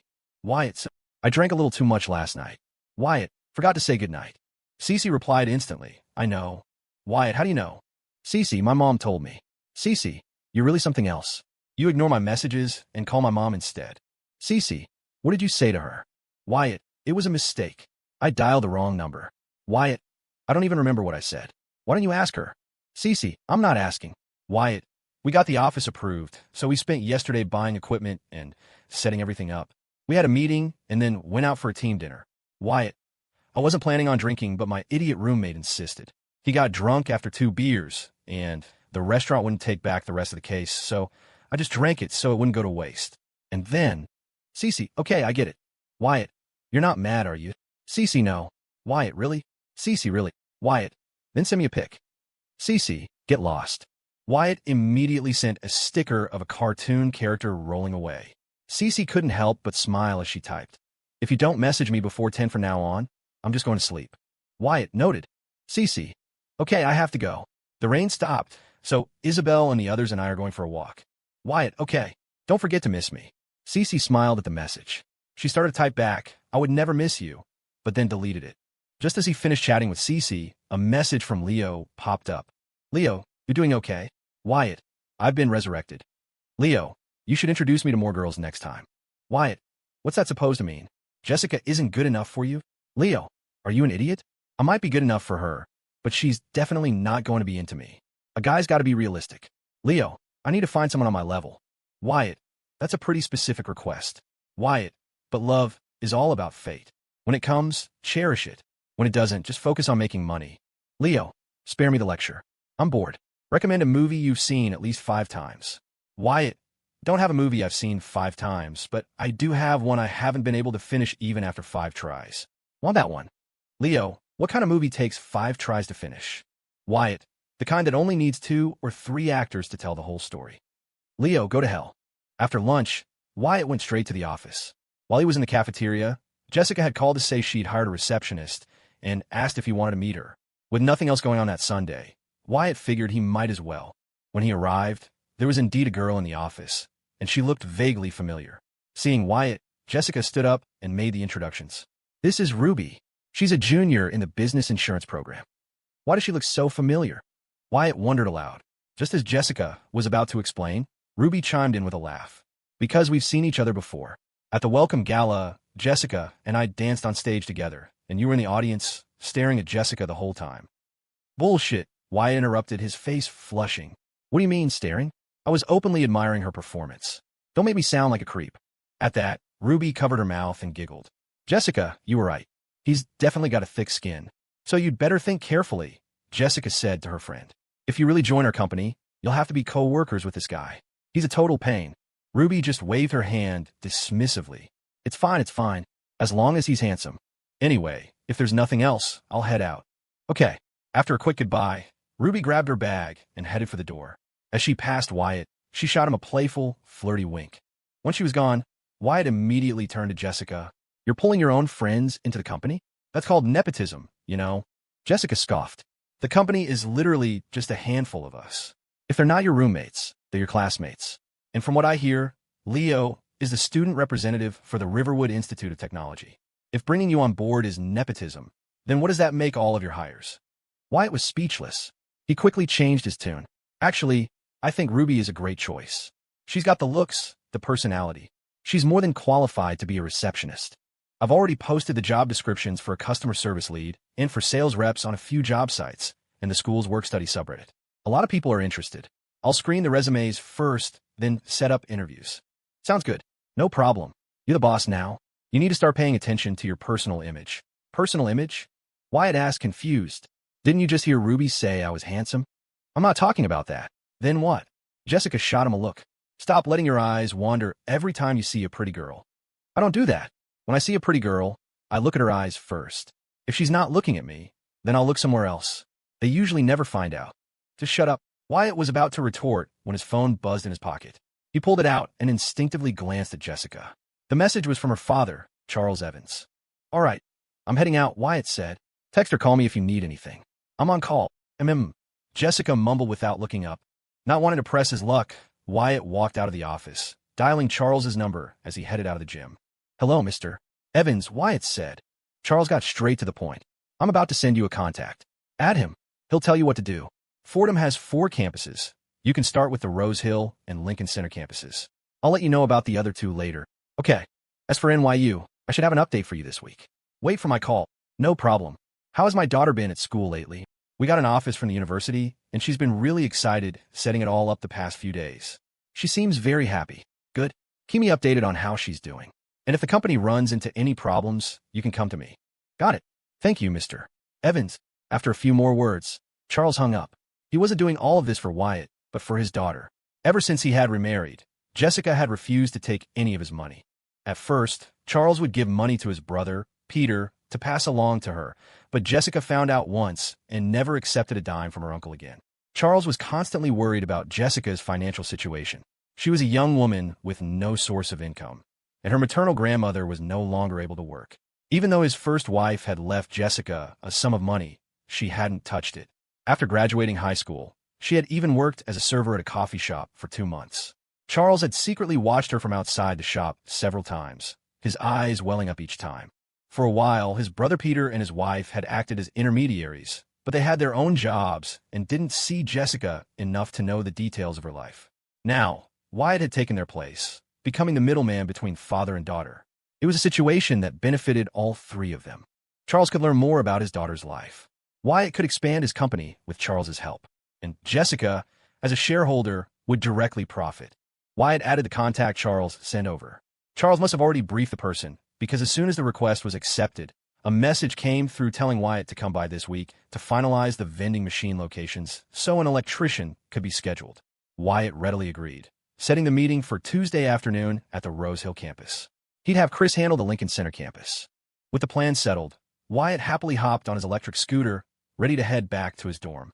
On the way, he ran into Amber and her 3 roommates. Just as he saw them, they spotted him. Amber, look, isn't that Wyatt?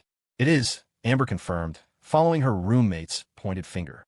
In the past, she would have eagerly gone up to say hello, but after their conversation the other night, her first instinct upon seeing Wyatt was to pretend she hadn't.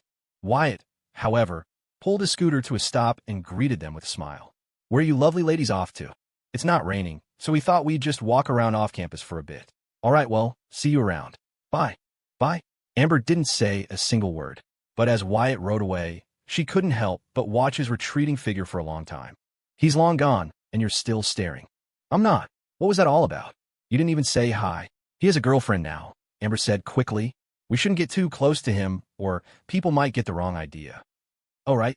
That makes sense. Back in the dorm, Wyatt told Chris about the Fordham University deal. Chris was stunned. What the? How did you manage that? Don't ask. Just be ready. Tuesday afternoon, we divide and conquer.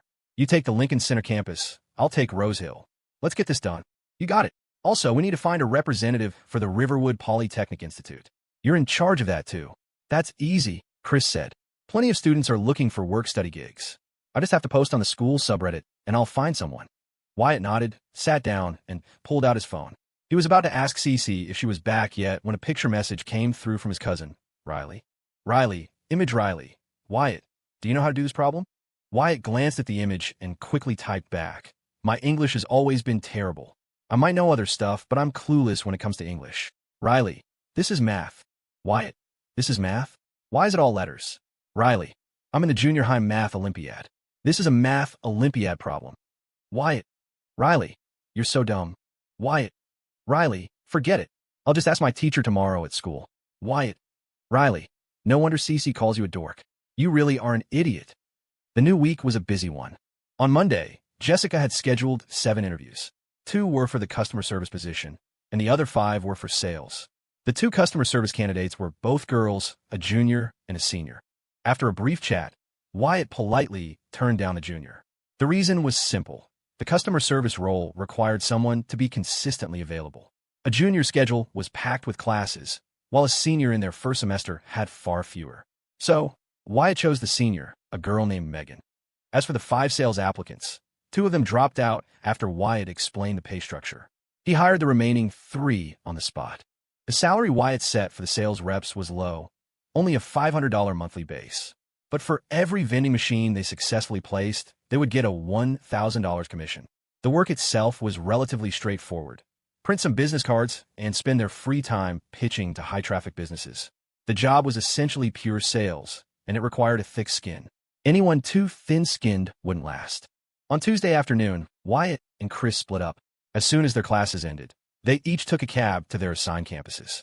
Charles Evans had greased all the necessary wheels beforehand, so everything went smoothly for both of them. By around 4 in the evening, they were both back at school. How'd it go? Smoothly? Wyatt asked casually when he saw Chris had also returned to the dorm. Chris nodded. Perfectly. I secured 30 spots. How about you? About the same. Once we get these 2 campuses set up, a lot of the pressure will be off. Definitely. Chris sat down and changed the subject. I'm thinking of signing up for driving school this week. You in? I already have my license. You got it over the summer? Yeah.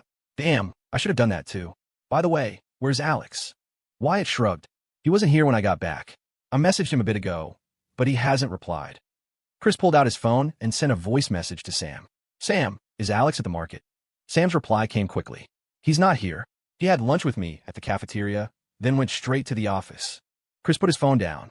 Sam said Alex went to the office. Why is he being so proactive? No idea. Wyatt immediately stood up. Let's go. We'll go bust him at the office. Chris followed Wyatt out of the dorm, and they headed toward the Student Entrepreneurship Center. When they got to the office, sure enough, Alex was sitting at his desk, fingers flying across the keyboard. He had chosen a desk facing away from the door and hadn't noticed them come in. Jessica and Ruby saw the 2 of them and were about to say something, but Wyatt quickly put a finger to his lips, signaling them to be quiet. Wyatt and Chris tiptoed up behind Alex, peering over his shoulder at the chat window on his screen. He was talking to a girl with a screen name Miabella. Alex, it's not as crazy as you make it sound. Our company just got started. There aren't many people yet. Miabella. So what do you do with the company? Alex, I'm the purchasing manager. Miabella. Impressive. Alex, I forgot to ask, how old are you? Miabella. Hasn't anyone ever told you it's rude to ask a lady her age? Alex, I was just curious. If you don't want to say, that's fine. Miabella, I was born in 95. Alex, so you're a year older than me. Miabella, call me Big Sis. Alex, Big Sis Miabella. Good boy. Alex, where are you from, sis? Miabella, a small town in Arizona, near the border. Alex, oh, that's a great place for a vacation. At that point, Wyatt slapped Alex on the back of the head. The hell? Who was that? Alex spun around and saw Wyatt and Chris standing behind him. He immediately minimized the chat window. You son of a bitch, Wyatt scolded. So this is why you've been at the office all afternoon? You're carrying on online romance. No, I'm not. You were calling her sis over and over. Don't lie. I've been watching you for a while. Wyatt turned and yelled, Jessica. Jessica, who was deep in an Excel spreadsheet, answered impatiently. What? Doc Alex's pay $200. The words Doc pay immediately got Jessica's attention. She spun around in her chair, a grin spreading across her face. I happen to be working on this month's payroll right now. Are you serious? Dead serious. Alex was about to protest, but Wyatt shot him a warning look. Alex, I'm warning you. You can flirt online all you want, but don't even think about meeting up in person, especially not someone from near the border. Why not? That area is sketchy as hell.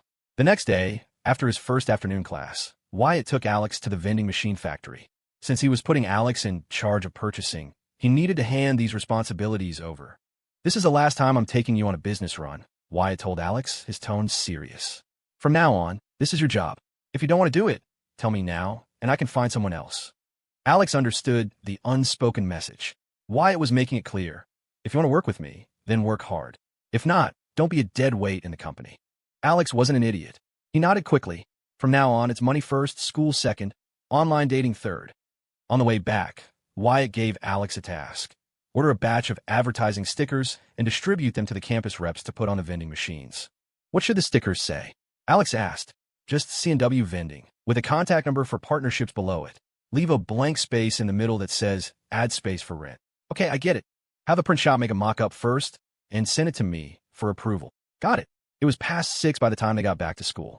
Wyatt and Alex had a quick dinner at the cafeteria, and after returning to the dorm for a shower, Wyatt immediately lay down on his bed and started a voice call with CeCe. She picked up right away. She was in the middle of her nightly skincare routine. Did you miss me today? Wyatt asked. CeCe thought the speakerphone was a bit loud and quickly turned it down before leaning close to her phone and murmuring, No. I've been so busy these past few days, Wyatt said. Classes, company stuff? You're always busy. Wyatt detected a hint of complaint in her tone and quickly added, I'm not lying, I swear. So this weekend, CeCe trailed off, too shy to finish the sentence.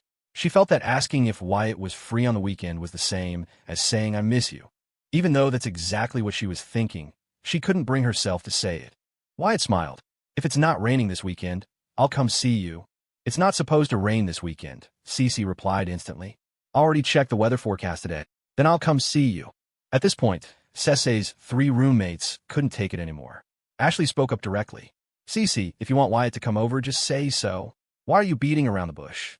Sophie giggled. Are you still shy with Wyatt? Isabel, who had just tucked her dark red polished toenails under her blanket, propped herself up on one arm. CeCe, how about we all go visit Wyatt's school with you this week? His school is kind of far. It's fine, Isabel said. We can treat it as a little trip. With the phone on speaker, Wyatt could hear all 3 of her roommates. He quickly jumped in. Yeah, you should all come over. I promise I'll show you a great time. While still on the call, Wyatt opened his chat with Leo. Wyatt, Leo, my man, come to my school this weekend. Leo, it's an hour-and-a-half trip for me. Do you know how tiring that is every week? Wyatt, my girlfriend is bringing her 3 roommates over to visit. Leo, Dad? Leo, should I come on Saturday or Sunday? Once the company office was set up, Wyatt became a completely hands-off manager at the fruit market.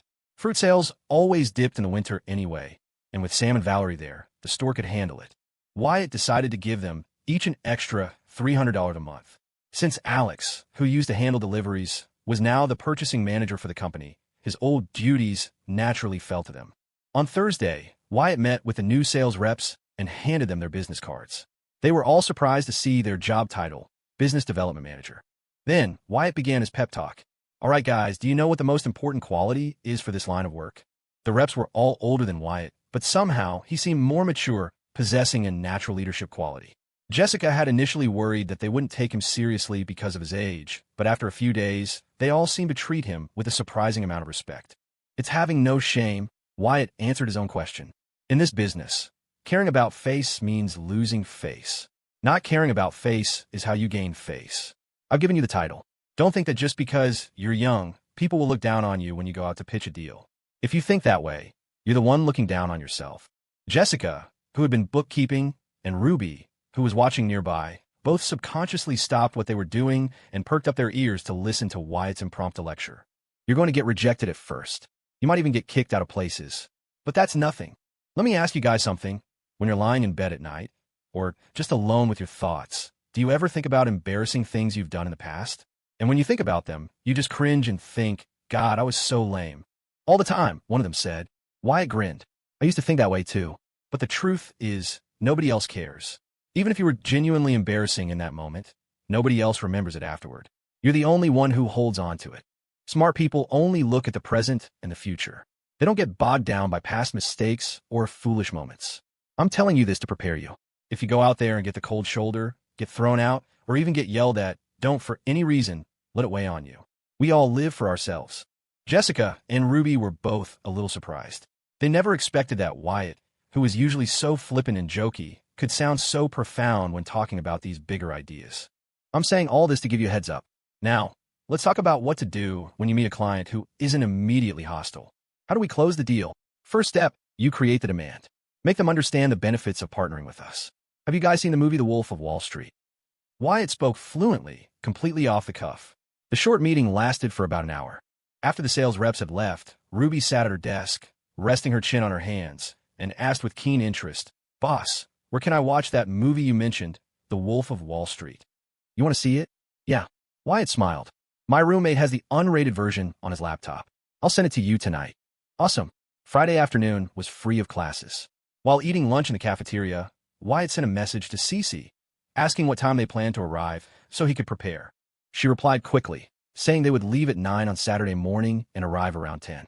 Wyatt typed back, So how many rooms should I book? CeCe, 2 double rooms should be fine. Wyatt, huh?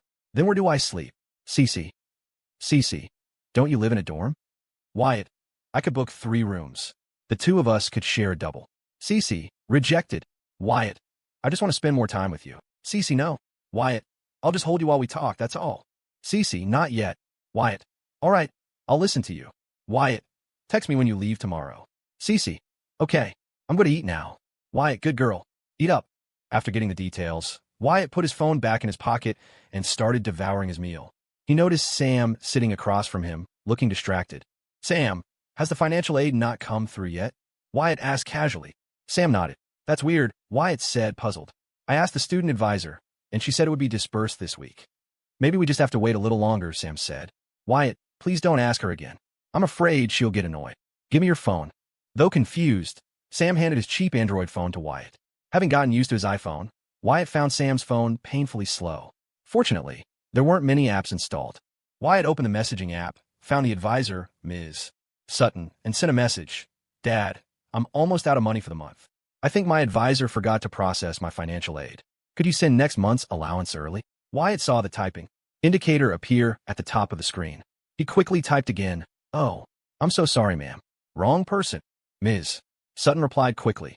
It's okay. The financial aid will be dispersed by 5 p.m. today at the latest. Smiley face. Wyatt sent back, thank you, ma'am, and returned the phone to Sam. Sam immediately looked at his phone, his face flushing bright red when he saw the chat history. If it had been him, he would have rather survived on instant noodles for a week than have the nerve to send those messages. Wyatt grinned. Relax, she won't think anything of it. She knows your situation. Besides, she probably already figured out it was me who sent that message. Meanwhile, in her office, Ms. Sutton, who was eating her own lunch, shook her head and smiled. That darn Wyatt, pestering me twice this week wasn't enough. Now he's using Sam's phone to bug me. Despite her words, she knew Wyatt wasn't doing it for himself.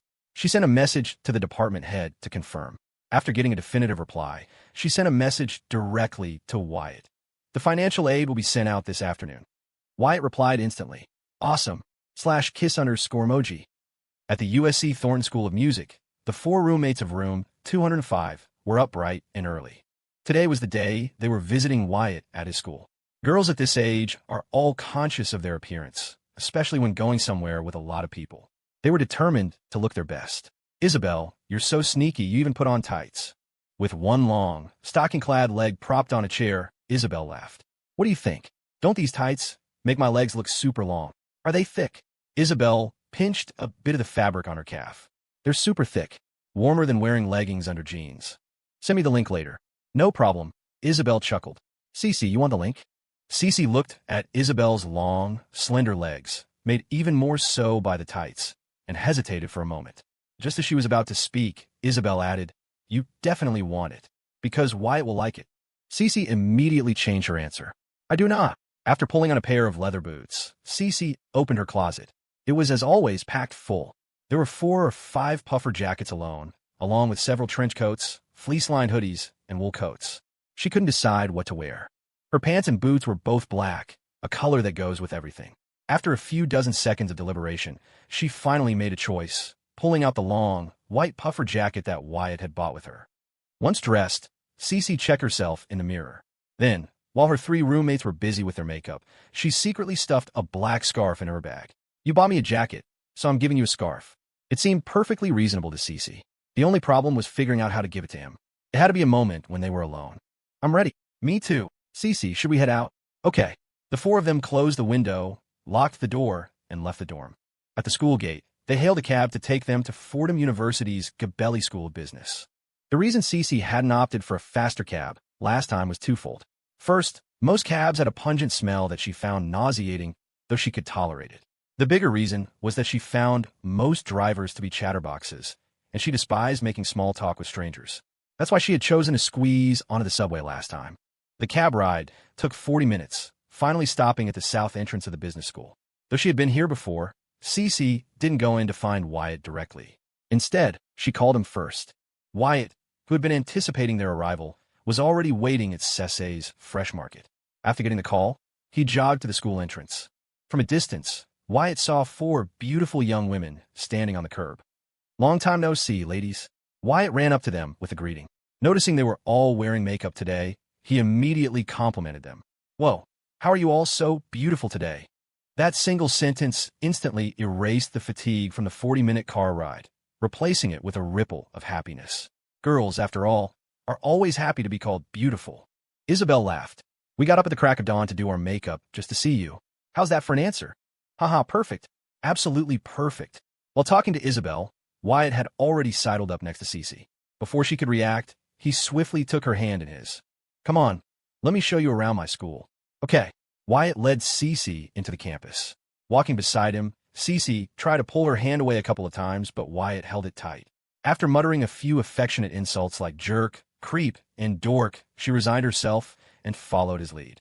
It had rained all last weekend. So many students had been cooped up in their dorms for 2 days. This weekend was overcast, so the campus was bustling with people. Fordham wasn't lacking in female students, but a group of 4 beauties like CeCe, Isabel, Sophie, and Ashley from an art school appearing on campus at once was a rare sight. The number of heads they turned was off the charts. Standing in the middle of them, Wyatt instantly became public enemy number 1. How is that dude always surrounded by so many gorgeous girls? Damn it, the rich get richer and the poor get poorer. That guy's definitely going to be impotent by 30. I don't think those girls go to our school, do they? Wyatt could already imagine the inner monologues of the guys walking by. Seeing their envious and resentful gazes, he was starting to feel a little smug. "Isabel, I never noticed you had such a great figure before." Isabel crossed her arms. "CeCe, you'd better get your man under control. Stop him from checking me out with those shifty eyes." "I was just making an observation from an aesthetic perspective," Wyatt explained quickly. CeCe finally spoke. "Can you please shut up?" Wyatt immediately zipped his lips and obediently led them to the front of the market. Looking at the sign that read CeCe's Fresh Market, Isabel, Ashley, and Sophie exchanged glances, their faces breaking into knowing smiles. Nothing more needed to be said. "Help yourselves to whatever you want," Wyatt said. "Sam, put it all on my tab." "Oh, okay." Ashley didn't hesitate. She grabbed a pre-packaged container of winter jujubes, popped one in her mouth, and shared the rest with her roommates. "Wyatt, how much does this market make a month?" "That's a trade secret." Ashley quickly turned to CeCe. "CeCe, do you know?" CeCe shook her head frantically. "How? How would I know? How could you not know? Wyatt's the owner. That makes you the owner's wife. Aren't you concerned about how much money he makes?" "Not at all." CeCe's blank expression seemed to say, "Why would I care how much money he makes?" Ashley rolled her eyes, speechless. At that inopportune moment, Leo called. He said he had just gotten off the subway and was walking towards the school, asking where Wyatt was. Wyatt thought for a moment and said, "Just go straight to the office. We'll be there in a bit." After hanging up, CeCe looked up and asked, "Who was that?" "Leo." Isabel followed up, "Who's Leo?" "A childhood friend of mine. Wyatt explained with a smile. He comes over to hang out a lot. Anyway, this market is a bit small.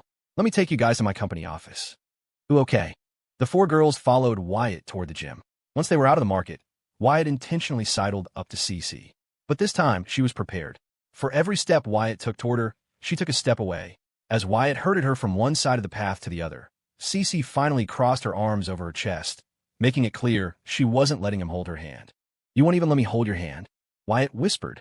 CeCe looked down. There are too many people right now. She was self-conscious. To her, holding hands in public was an incredibly intimate act. Before the SATs, she didn't even have any friends. In the 6 months since she'd met Wyatt, she felt she had already done so many outrageous things. What's the big deal? It's not like it's illegal. CeCe lifted her head and saw Wyatt's frowning face. She whispered, later, can we hold hands tonight? Deal. Seeing CeCe's expression, Wyatt's heart nearly melted. How could he possibly say no? CeCe finally followed Wyatt back to the right side of the path. Her 3 roommates watched the sweet scene from behind, all of them wearing fond, maternal smiles. Leo got off the subway and, after a brief chat with Wyatt, walked briskly toward the gym. He actually arrived even earlier than Wyatt's group. He assumed Wyatt was already in the office. As he stood at the entrance to the gym, about to fix his hair, a familiar voice called out, "Now!" Leo looked up and saw Wyatt leading CeCe and her friends toward him. Suddenly, Leo, who hadn't broken a sweat on his walk over, felt a wave of heat wash over him. Seeing that his girlfriend's roommates were each more beautiful than the last, Leo felt an immense pressure. When Wyatt came up to him, he immediately hissed under his breath, "I told you not to call me that." Wyatt just smiled and introduced Leo to Isabel and the others. Leo hardly dared to look up at them, just nodding with a sheepish grin. Wyatt led them all to the office door. To the left of the entrance, a new company nameplate had been installed, NYC C&W Commerce, LLC. He opened the door, and inside were Chris, Alex, Jessica, Megan, and Ruby. The sales reps were all out for the weekend, trying to drum up business. "Come on in." Isabel and the others stepped into the office. As they all walked in, the expressions on the faces inside varied. Alex's was the most exaggerated. His jaw nearly hit the floor. The visual impact of one beautiful woman is completely different from that of a group of them. There was a reason girl groups had become so popular in the entertainment industry. "Let me introduce everyone," Wyatt said, rattling off the names. "These 2 are my roommates, Chris and Alex. This is Jessica, our company's finance director. Megan, head of customer service. Ruby, our receptionist. This is my girlfriend, CeCe, and these are her 3 roommates, Isabel, Ashley, and Sophie." Isabel, the most outgoing of the 4, was the first to greet them. "Hi, everyone." "Hi." They were all college students, so there was no awkward silence. They found seats and quickly started chatting. When Ruby found out that the girls, being from an art school, only had 15 classes a week, she lamented not having applied to a dance program herself.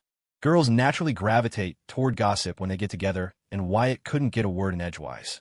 While they were deep in conversation, Leo, sitting next to Wyatt, nudged him with his elbow and whispered, "Do they have boyfriends?" Wyatt nodded, then whispered back, "None of them. But don't even think about Isabel." Leo looked confused. "Why not? You couldn't handle her.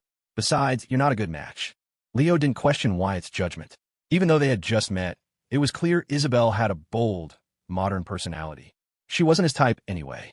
But he still asked, were they going back? "Tomorrow afternoon," Wyatt smiled. Leo immediately pressed, "So where are they staying tonight?" "A hotel. I'm going to book 2 rooms for them after dinner." Leo was quiet for a moment, then he suddenly grabbed Wyatt's arm. "Is your bed in the dorm big? Where are you getting at? I want to go back tomorrow too. Can I sleep with you tonight? How big do you think a bunk bed can be?" Wyatt draped an arm around Leo's shoulder and whispered with a grin, "How about this? I'll book 3 rooms, and we can share one tonight." "Deal. And I'll figure out a way to get you their numbers." "Bro, you're the best." "And tomorrow," Wyatt added, "I'll create an opportunity for you to get close to them." "Dad, my entire future happiness depends on you. Say no more." The girls chatted endlessly. Around 11:30, Wyatt finally interrupted. "Hey, it's getting late. How about we all go out for lunch?" The group got up, ready to go, but Jessica smiled and said, "You guys go ahead. My uncle texted me last night and asked me to have lunch at his place." "All right, then." The group left the gym and walked to the school gate. Wyatt jogged to the curb, ready to call a car to take them to a restaurant at Metro Center Plaza. Ashley walked up to him. "Wyatt, are we going far for lunch?" "Not too far." Wyatt pointed to the right. "Just turn right here and keep going straight." It's about a 6 or 7 minute drive. And walking? About 20 minutes. Let's just walk then, Ashley said. We're not that hungry anyway. Wyatt quickly checked with the others. Seeing that no one wanted to take a car, they all started walking toward Metro Center Plaza. On the way, Isabel took the initiative. Wyatt, what's the plan for this afternoon? Wyatt shrugged. Nothing for the afternoon, but I have something for tomorrow morning. What are we doing tomorrow morning? About half an hour from here, there's an indoor haunted house. I hear it's pretty scary. We're going to check it out tomorrow. Huh. Sophie's face fell at the mention of a haunted house. Her courage was as small as CeCe's. She never dared to watch horror movies, let alone go to a haunted house. It's fine, Wyatt said with a grin. There are a lot of us. You can just follow behind me. CeCe was also a little scared, but she thought that with Wyatt there, if it got really terrifying, she could just close her eyes and let him lead her through. Leo trailed behind silently. He suddenly saw Wyatt glance back at him with a faint smile. Leo froze for a second, then it clicked. The opportunity for contact that Wyatt had mentioned in the office was the haunted house trip tomorrow. So that's it. Most girls are easily scared. If the haunted house was really terrifying tomorrow, they would definitely scream and cling to the guys. Maybe they'd even jump into their arms. Holy crap, I'm learning so much, but the problem is, I've never been to one of those places either. A wave of dread washed over Leo. On the third floor of Metro Center Plaza, Wyatt led them to a hot pot restaurant called Red Dragon Hot Pot. The temperature was already in the single digits, and with winter just around the corner, hot pot was the perfect choice for a group meal. Once the broth was boiling, the group started chatting as they ate. Wyatt kicked off the conversation. Did you guys take the subway or a cab to get here this morning? A cab. Took about 40 minutes, right? CeCe nodded. 43 minutes to be exact. Taking the subway was an 80-minute trip one way. That meant having a car would cut the round-trip travel time in half. This further solidified Wyatt's decision to buy a car by the end of the year. Leo finally managed to chime in. That's not too far for you guys. It takes me at least an hour to get here, whether I take the subway or a cab. Last weekend when I came, I almost missed the last bus home. Sophie smiled. That's so far, and you still come every week. You and Wyatt must be really good friends. Leo scratched his head and grinned foolishly. We've been playing together since we were kids. At that moment, Wyatt glanced at Leo and saw the sappy expression on his face. He knew instantly which girl his friend had his eye on. Among CeCe's 3 roommates, Isabel seemed bubbly and outgoing on the surface, but she would be the hardest to actually pursue. Ashley kept her hair short, which suggested a more assertive personality. In a relationship, she would likely be the dominant one. And then there was Sophie, the classic quiet, gentle type with a good upbringing. Girls like her could be both easy and difficult to win over. She paid close attention to details, but once you moved her, it was easy to get close to her. Leo wasn't bad-looking, but his previous penchant for edgy, spiky hairstyles had made him look a bit off-putting. After seeing how good Wyatt's texture crop looked, he had gotten a similar haircut and now looked much more presentable. However, he had one fatal flaw. He was too honest and earnest. He could shoot the breeze with guys and get along fine with girls he had no interest in, but the moment he met a girl who made his heart flutter, he became a mute. A single word could make him blush. After puberty, he hadn't even held a girl's hand. No one knew how he had survived the past 19 years. But you, dear reader, surely do. Seeing Leo fall silent again, Wyatt knew he had to step in. He quickly picked up the thread. Our houses are really close. We grew up together, and we were always classmates. After the SATs, he wanted to go to state school, but I was the one who dragged him to NYC. Well, you'd better take responsibility for him then, Sophie joked. Of course, Wyatt laughed. As long as I have a piece of meat to eat, my man Leo will have a bowl of soup to drink. Leo frowned. Why do I only get soup? Can't I eat meat with you? My bad, I misspoke. You son of a... Leo almost swore, but managed to swallow the words at the last second. Wyatt continued. I had him come over last week to help me assemble the computers for the office. He's been into tinkering with this stuff since middle school. He's basically a semi-expert now. If you guys have any questions about computers, you can ask him. Really? Ashley immediately piped up. I've been thinking about buying a new laptop recently. My budget is around $800. Do you have any recommendations for good value? Leo was caught off guard. Wyatt reached under the table and gave Leo's thigh a sharp pinch. Leo quickly responded, yeah, I do. It depends on whether you use it more for gaming or for work. I don't play games. Then, just as Leo was about to name a specific laptop model, Wyatt cursed him internally for being an idiot and quickly cut in. There are so many different models, she won't remember them if you just tell her now. You guys should exchange numbers. Leo can send you the links directly later. Based on the best value. You can just pick whichever one you think looks best. That's a good idea, Ashley said, pulling out her phone. Let me add you. Leo was stunned. Under Wyatt's watchful eye, he took out his own phone. Wyatt took it from him, handed it to Ashley across the table, and after she had scanned the code, he passed it to Sophie. You guys should add him too. There was no reason to refuse at this point. Sophie put down her chopsticks, picked up her phone, and sent a friend request. Leo's heart was pounding. If there weren't so many people around, he would have bowed down to Wyatt. The only people at the table who understood what was happening were probably Chris and Isabel, but neither of them said a word. After the hot pot, Chris, Ruby, and the others headed back to the university. They all knew they were just a supporting cast for today's meal. Leaving the restaurant, Wyatt glanced at the time and asked Isabel and the others, "What do you guys want to do this afternoon?" "Whatever's fine. Let's find something to do, otherwise it'll be boring." The mall had an arcade and a movie theater, but girls generally weren't interested in arcades. Wyatt pulled out his phone, checked the showtimes, and found two promising options. "How about we go see a movie?" "Sure, what's playing?" "These two look pretty good. One is Gone Girl, with Ben Affleck and Rosamund Pike. The other is John Wick, with Keanu Reeves." The four girls quickly made a decision. "Let's see Gone Girl." If it were up to the guys, they might have chosen John Wick just based on the name, but the girls weren't into action movies. Their choice was exactly what Wyatt had expected. Gone Girl was a phenomenal movie, a real cultural touchstone from that year, and the final scene was the stuff of film school legend. "There's a showing in 10 minutes. Let's go upstairs." Wyatt had already bought the tickets before they even got in the elevator. At the theater, he picked them up and handed them out one by one. There weren't 6 seats together. CeCe and I are in the back row. You 4 are in the 6th row. When he handed Leo his ticket, Wyatt dug his nail into his friend's palm. Leo looked down at his ticket, then secretly glanced at Sophie's. He saw their seats were next to each other, and his heart started to flutter like a drum. After getting their tickets checked, the 6 of them entered the theater.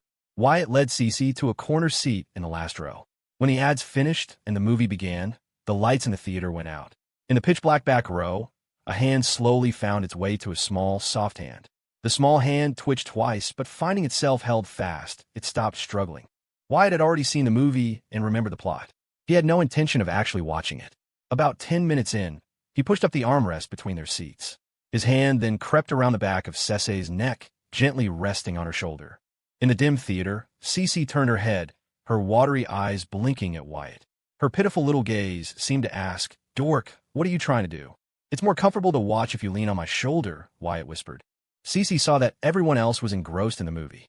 She subtly shifted a little closer to Wyatt, then slowly rested her head on his shoulder. Now, neither of them had any interest in the movie. The movie was 149 minutes long. By the time the 2+ hours were over and they walked out of the theater, CeCe had no idea what the story had been about. Leo, however, was a different story.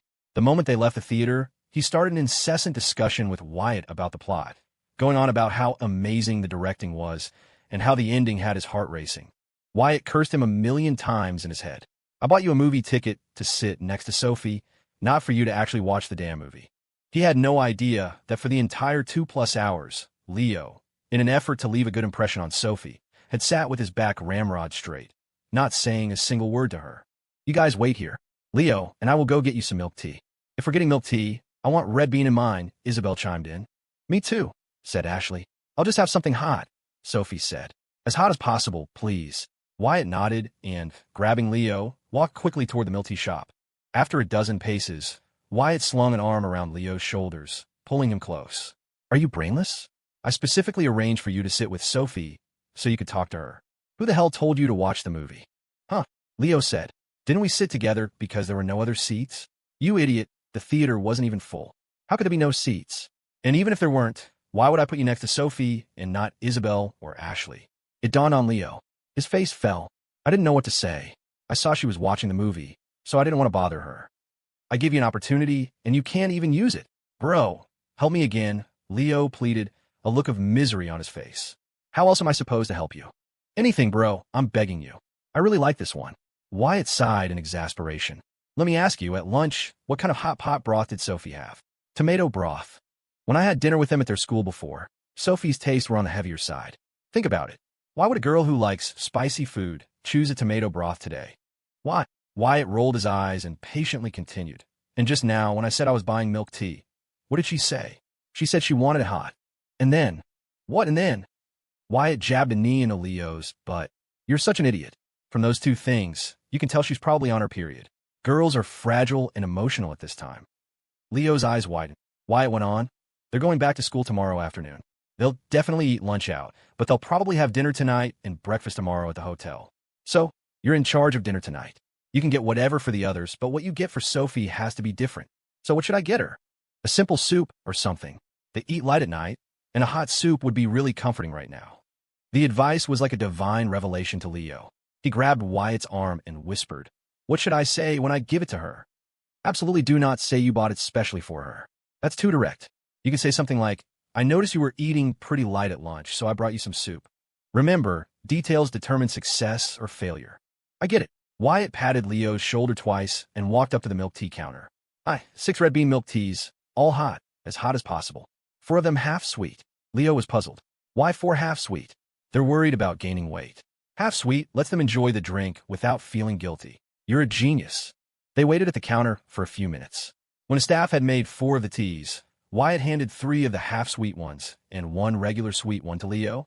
"Go give these to them." "Okay, one of them is regular sweet. Figure out which one when you give it to them. Don't try to sort out now." "Got it." Wyatt watched Leo happily trot back towards Sophie and the girls inside. Leo and Sophie seemed like a decent match, and their personalities were compatible. The only problem was that Leo was such a hopeless romantic, it would be incredibly difficult for him to pursue her. Whatever, I'll just have to keep coaching him. Wyatt took the last 2 milk teas and walked over. CeCe seemed thirsty. Seeing Wyatt approach, she even took a couple of steps forward to meet him. Wyatt stuck a straw in her cup, and as she took a sip, he smoothly took the bag from her hand. "Let's go. We're heading to the hotel." "Okay." The group left Metro Center Plaza and found a decent hotel nearby. Wyatt booked 3 rooms. He took the key cards from the front desk, handed one to Isabel and another to Sophie. "You 4 split into 2 rooms. Leo and I will be across the hall. It's 4 o'clock now. Should we buy a deck of cards and play at the hotel like last time? Is there anything else fun to play besides poker?" Leo offered a suggestion. "Werewolf. A whole group can play together." Werewolf. CeCe and her roommates weren't interested in games, let alone a strategic card game like that. Wyatt thought for a moment, then said, "It's a social deduction game. Everyone gets a secret role. With 6 people, we can have 2 werewolves, 2 villagers, a seer, and a guardian. The seer and the guardian are special roles. During the day, everyone takes turns speaking. You can tell the truth or lie. The werewolves have to pretend to be innocent while secretly killing a villager or a special role at night. And the good guys, after listening to everyone, can vote to eliminate who they think is a werewolf. If you guess right, the werewolf is out. That actually sounds kind of fun. We're a bit short on people, though. Let me see if I can call Chris over." The game Werewolf wouldn't explode in popularity for a few more years, so it was natural that not many people knew about it yet. But it wasn't a difficult game to pick up. Because they needed a non-playing moderator, once they got to the rooms, Wyatt called Chris. As it turned out, Paige was visiting him that day, so now they had more than enough people. After Wyatt explained the rules, and they played a couple of practice rounds, the group quickly got the hang of it. Every game, regardless of which side won, ended with a debrief full of laughter and accusations. Time flew by without them noticing. It was already evening. Wyatt rubbed his stomach and stood up. "I'm getting a little hungry. CeCe and I are going out to eat. You guys wait at the hotel. I'll have Leo bring back some food for you all." "Okay." Wyatt led CeCe out of the hotel. Leo tagged along. After about a dozen paces, Wyatt noticed Leo was still there. He finally stopped. "What are you doing? Aren't we going to eat? Don't you think you're being a third wheel right now?" Huh. Even CeCe understood what Wyatt meant, but Leo still hadn't caught on. However, seeing the look in Wyatt's eyes and recalling the advice he'd been given at the milk tea shop, he quickly came to his senses. "All right, you guys go ahead. I'll go get them food." Wyatt finally turned and continued walking with CeCe. After they had gone about 20 yards, Wyatt suddenly called out, "CeCe?" CeCe turned to look at him. Wyatt grinned. "That black scarf in your bag. Is it for me?" CeCe had almost forgotten about it. She never thought Wyatt would find out beforehand. She stared at him for a long moment before stammering, There's no one else here." CeCe finally conceded. "You already knew, so why did you ask?" Wyatt held out his hand. "Let me see it." There were no familiar faces around. CeCe had intended to give him the scarf when they were alone anyway, so she reached into her bag, pulled it out, and handed it to him. Wyatt took it. The texture was incredibly soft and comfortable, not scratchy at all. It was clearly made from high-quality yarn.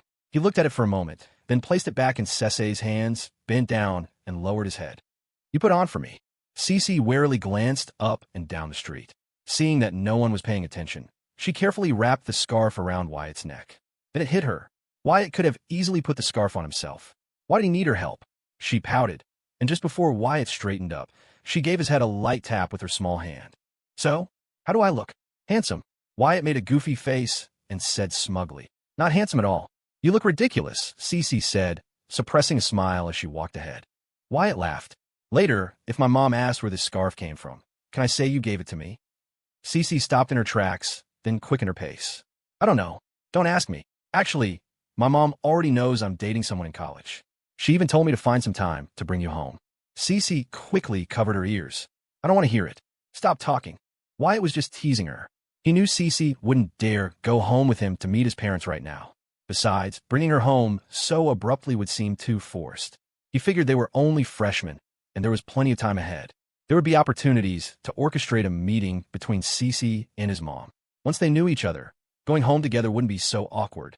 They walked into a noodle shop and each ordered a bowl of beef ramen without green onions. When the owner brought the noodles to their table, CeCe intentionally left her hair tie on the table.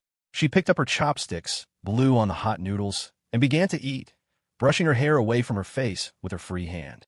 As expected, Wyatt asked, "Why don't you tie your hair up?"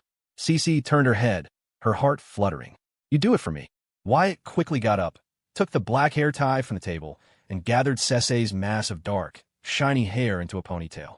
CeCe went back to eating her noodles, steam rising from the hot bowl. Only this time, she didn't blush. Meanwhile, Leo was huffing and puffing his way to a takeout restaurant. He first ordered 3 of the most expensive rice bowls for Isabel, Ashley, and himself. Then he ran 500 yards to a soup shop, stared at the menu for a long time, and finally ordered a simple tomato soup and a side of spring rolls as an appetizer. After getting the still warm soup from the owner, Leo raced back to the hotel, touching the container several times along the way, afraid it would get cold. Back at the hotel, he took the elevator up, first knocking on the door of the room where Isabel and Ashley were staying and handing them 2 of the rice bowls. After Ashley took the food, Leo walked to the adjacent door. He raised his hand to knock several times but couldn't bring himself to do it. His heart pounded in his chest as he mentally rehearsed the lines he was going to say. He stood at the door for a long time before finally knocking twice. But after a few seconds, there was no sound of footsteps from inside. Leo frowned, wondering, is she not in the room? Just as he was thinking about asking Wyatt to check with CeCe, the door clicked open. Sophie stood there in her pajamas, drying her hair with a towel.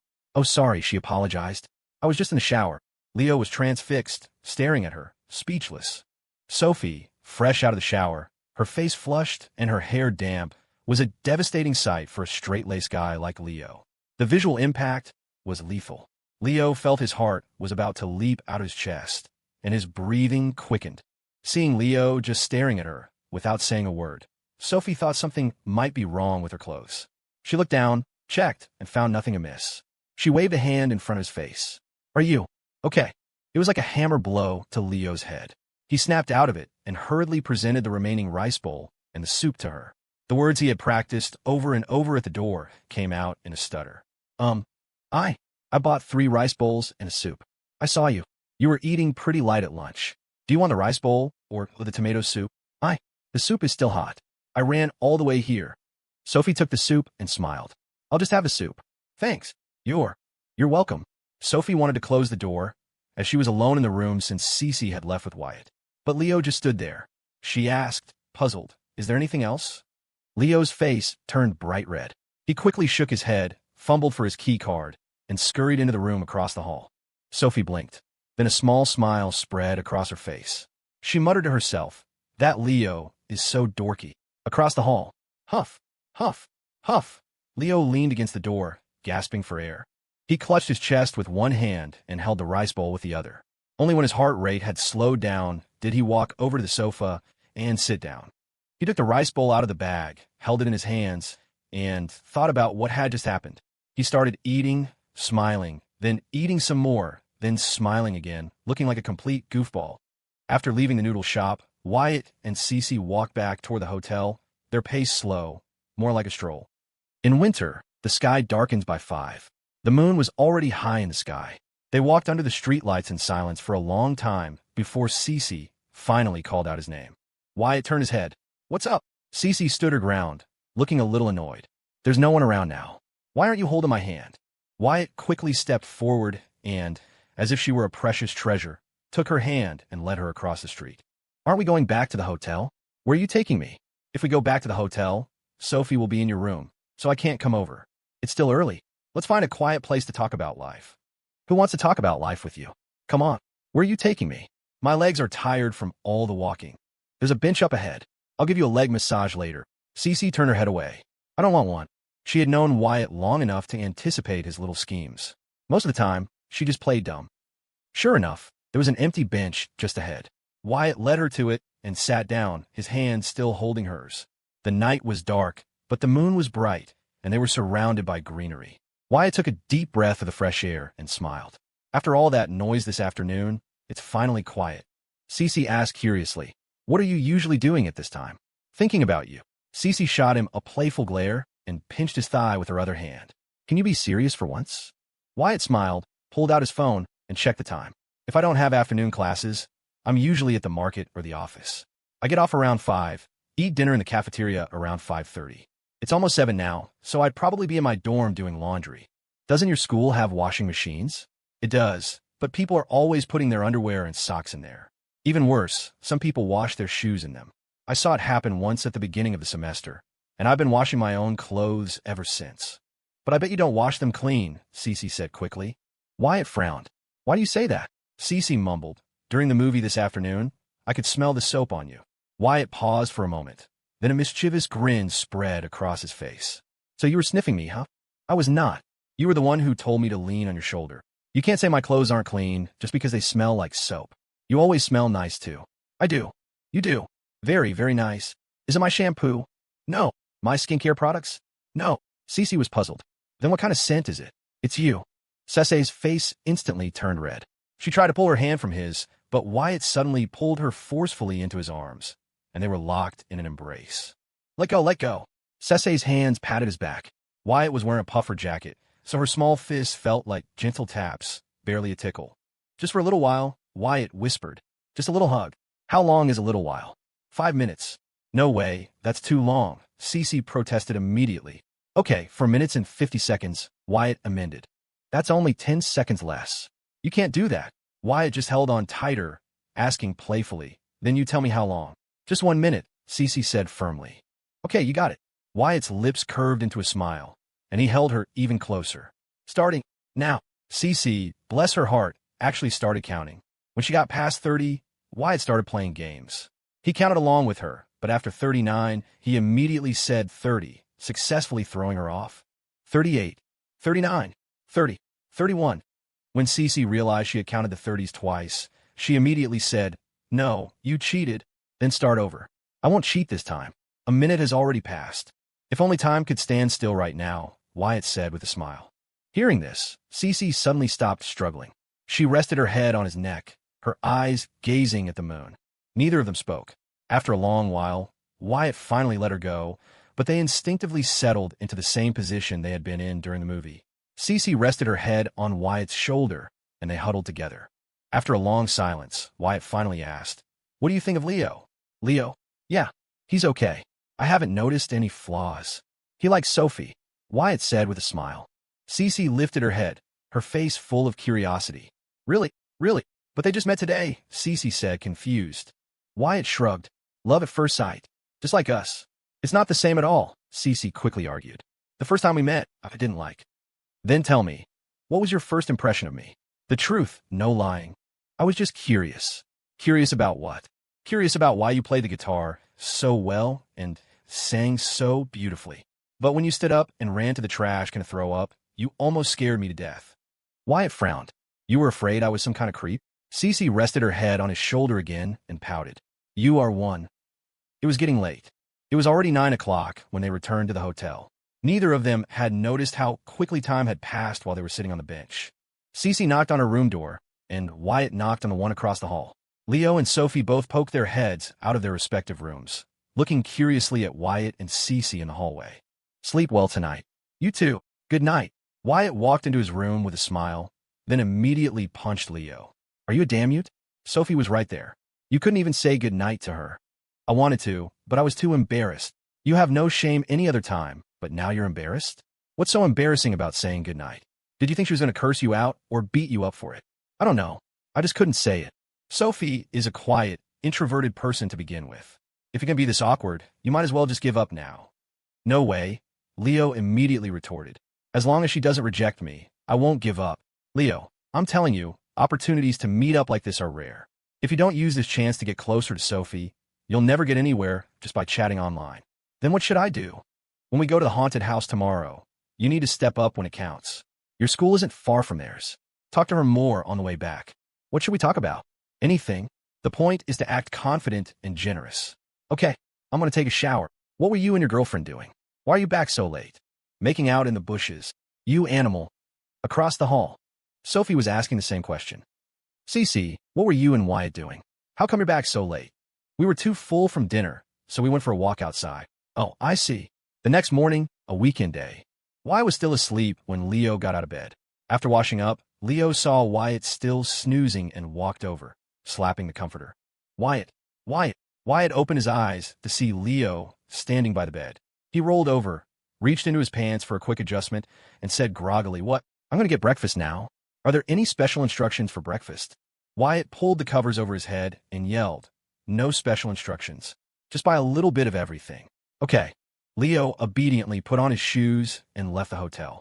Wyatt lay in bed for another 10 minutes, but found he couldn't fall back asleep. He fumbled for his phone under the pillow. It was only 7:30 a.m. Damn you, Leo, Wyatt cursed. I must have owed you in a past life. He threw off the covers and got up. Thankfully, the heat had been on all night, so it wasn't cold in his sleepwear. He went into the bathroom to brush his teeth and wash his face. A look in the mirror revealed his hair was a bird's nest, so he washed it too. It was almost 8 by the time Leo returned. He had really taken Wyatt's words to heart, buying buns, steamed bread, fried dough sticks, soy milk, flour rolls, sesame balls. A little bit of everything. Seeing him back, Wyatt sent a message to the room 205 group chat. "If you lovely ladies are up, come to my room for breakfast."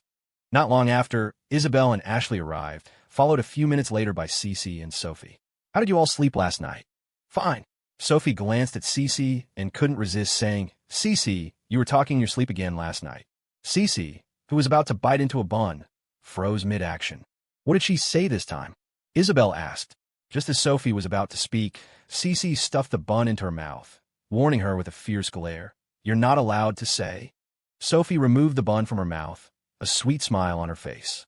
And at that moment, Leo, that idiot, was over there making the bed. Wyatt was dumbfounded. "Dude, this is a hotel. We're checking out after breakfast. What are you making the bed for?" But Wyatt also knew what Leo was doing.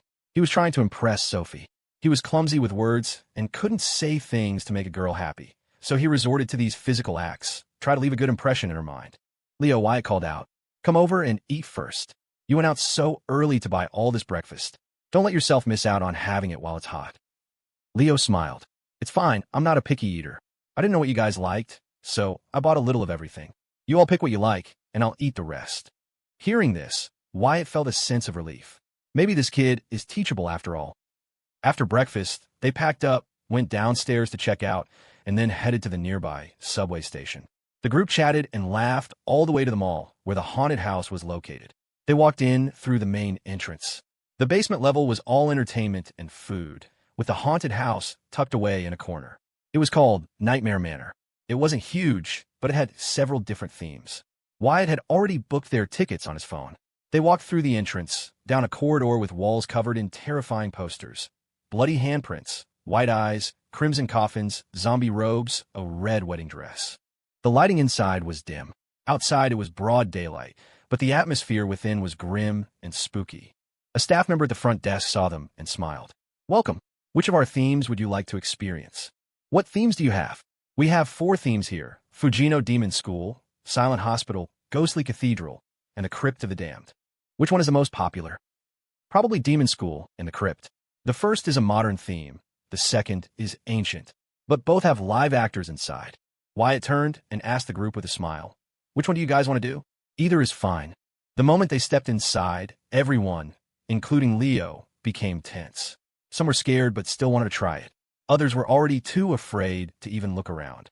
While Wyatt was still talking to the staff, CeCe had already drifted closer to him. "Let's do the Crypt of the Damned. I already booked it on my phone." Please let me scan your QR code. After scanning the code, the staff member explained the rules.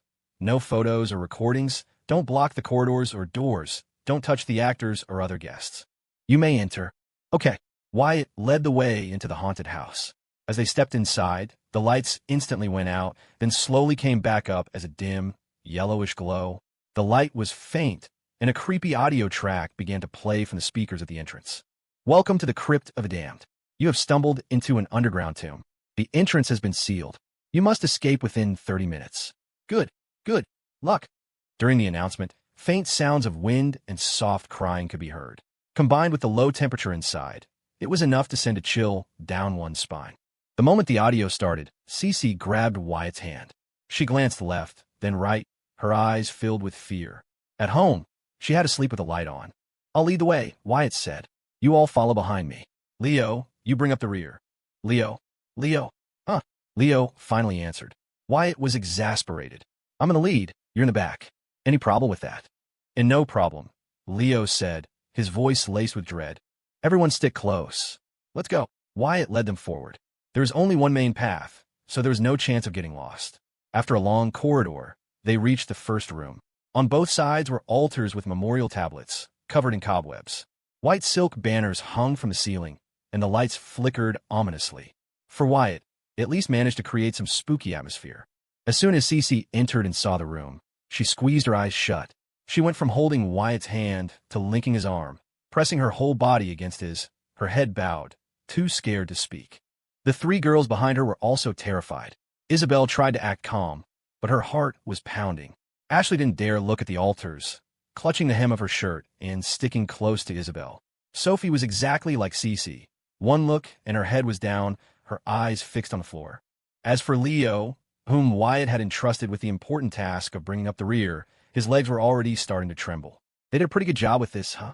Wyatt was the only one of the six who could speak with a smile at a time like this. When no one answered, he fell silent, simply wrapping an arm around CeCe's waist and continuing forward. There were several more rooms, each with a different scene. After more than 10 minutes, the group finally arrived at the largest room, the one that best fit the theme. The room was filled with more than a dozen coffins, bathed in a red light that made them look even more sinister and terrifying. All four girls had their eyes closed. Wyatt, on the other hand, was casually surveying the room. Because Wyatt had stopped walking, the others stopped behind him. Leo, at the very back, was already on edge. Just as he was about to ask Wyatt why they weren't moving, he clearly saw the coffin to his right begin to shake. Leo's eyes widened as he watched the coffin lid slide open. A zombie NPC in an old official's robe sat up inside. Leo's saucer-like eyes met the NPC's for 3 long seconds. "Mommy!" Leo suddenly shrieked, throwing his arms around Sophie in front of him.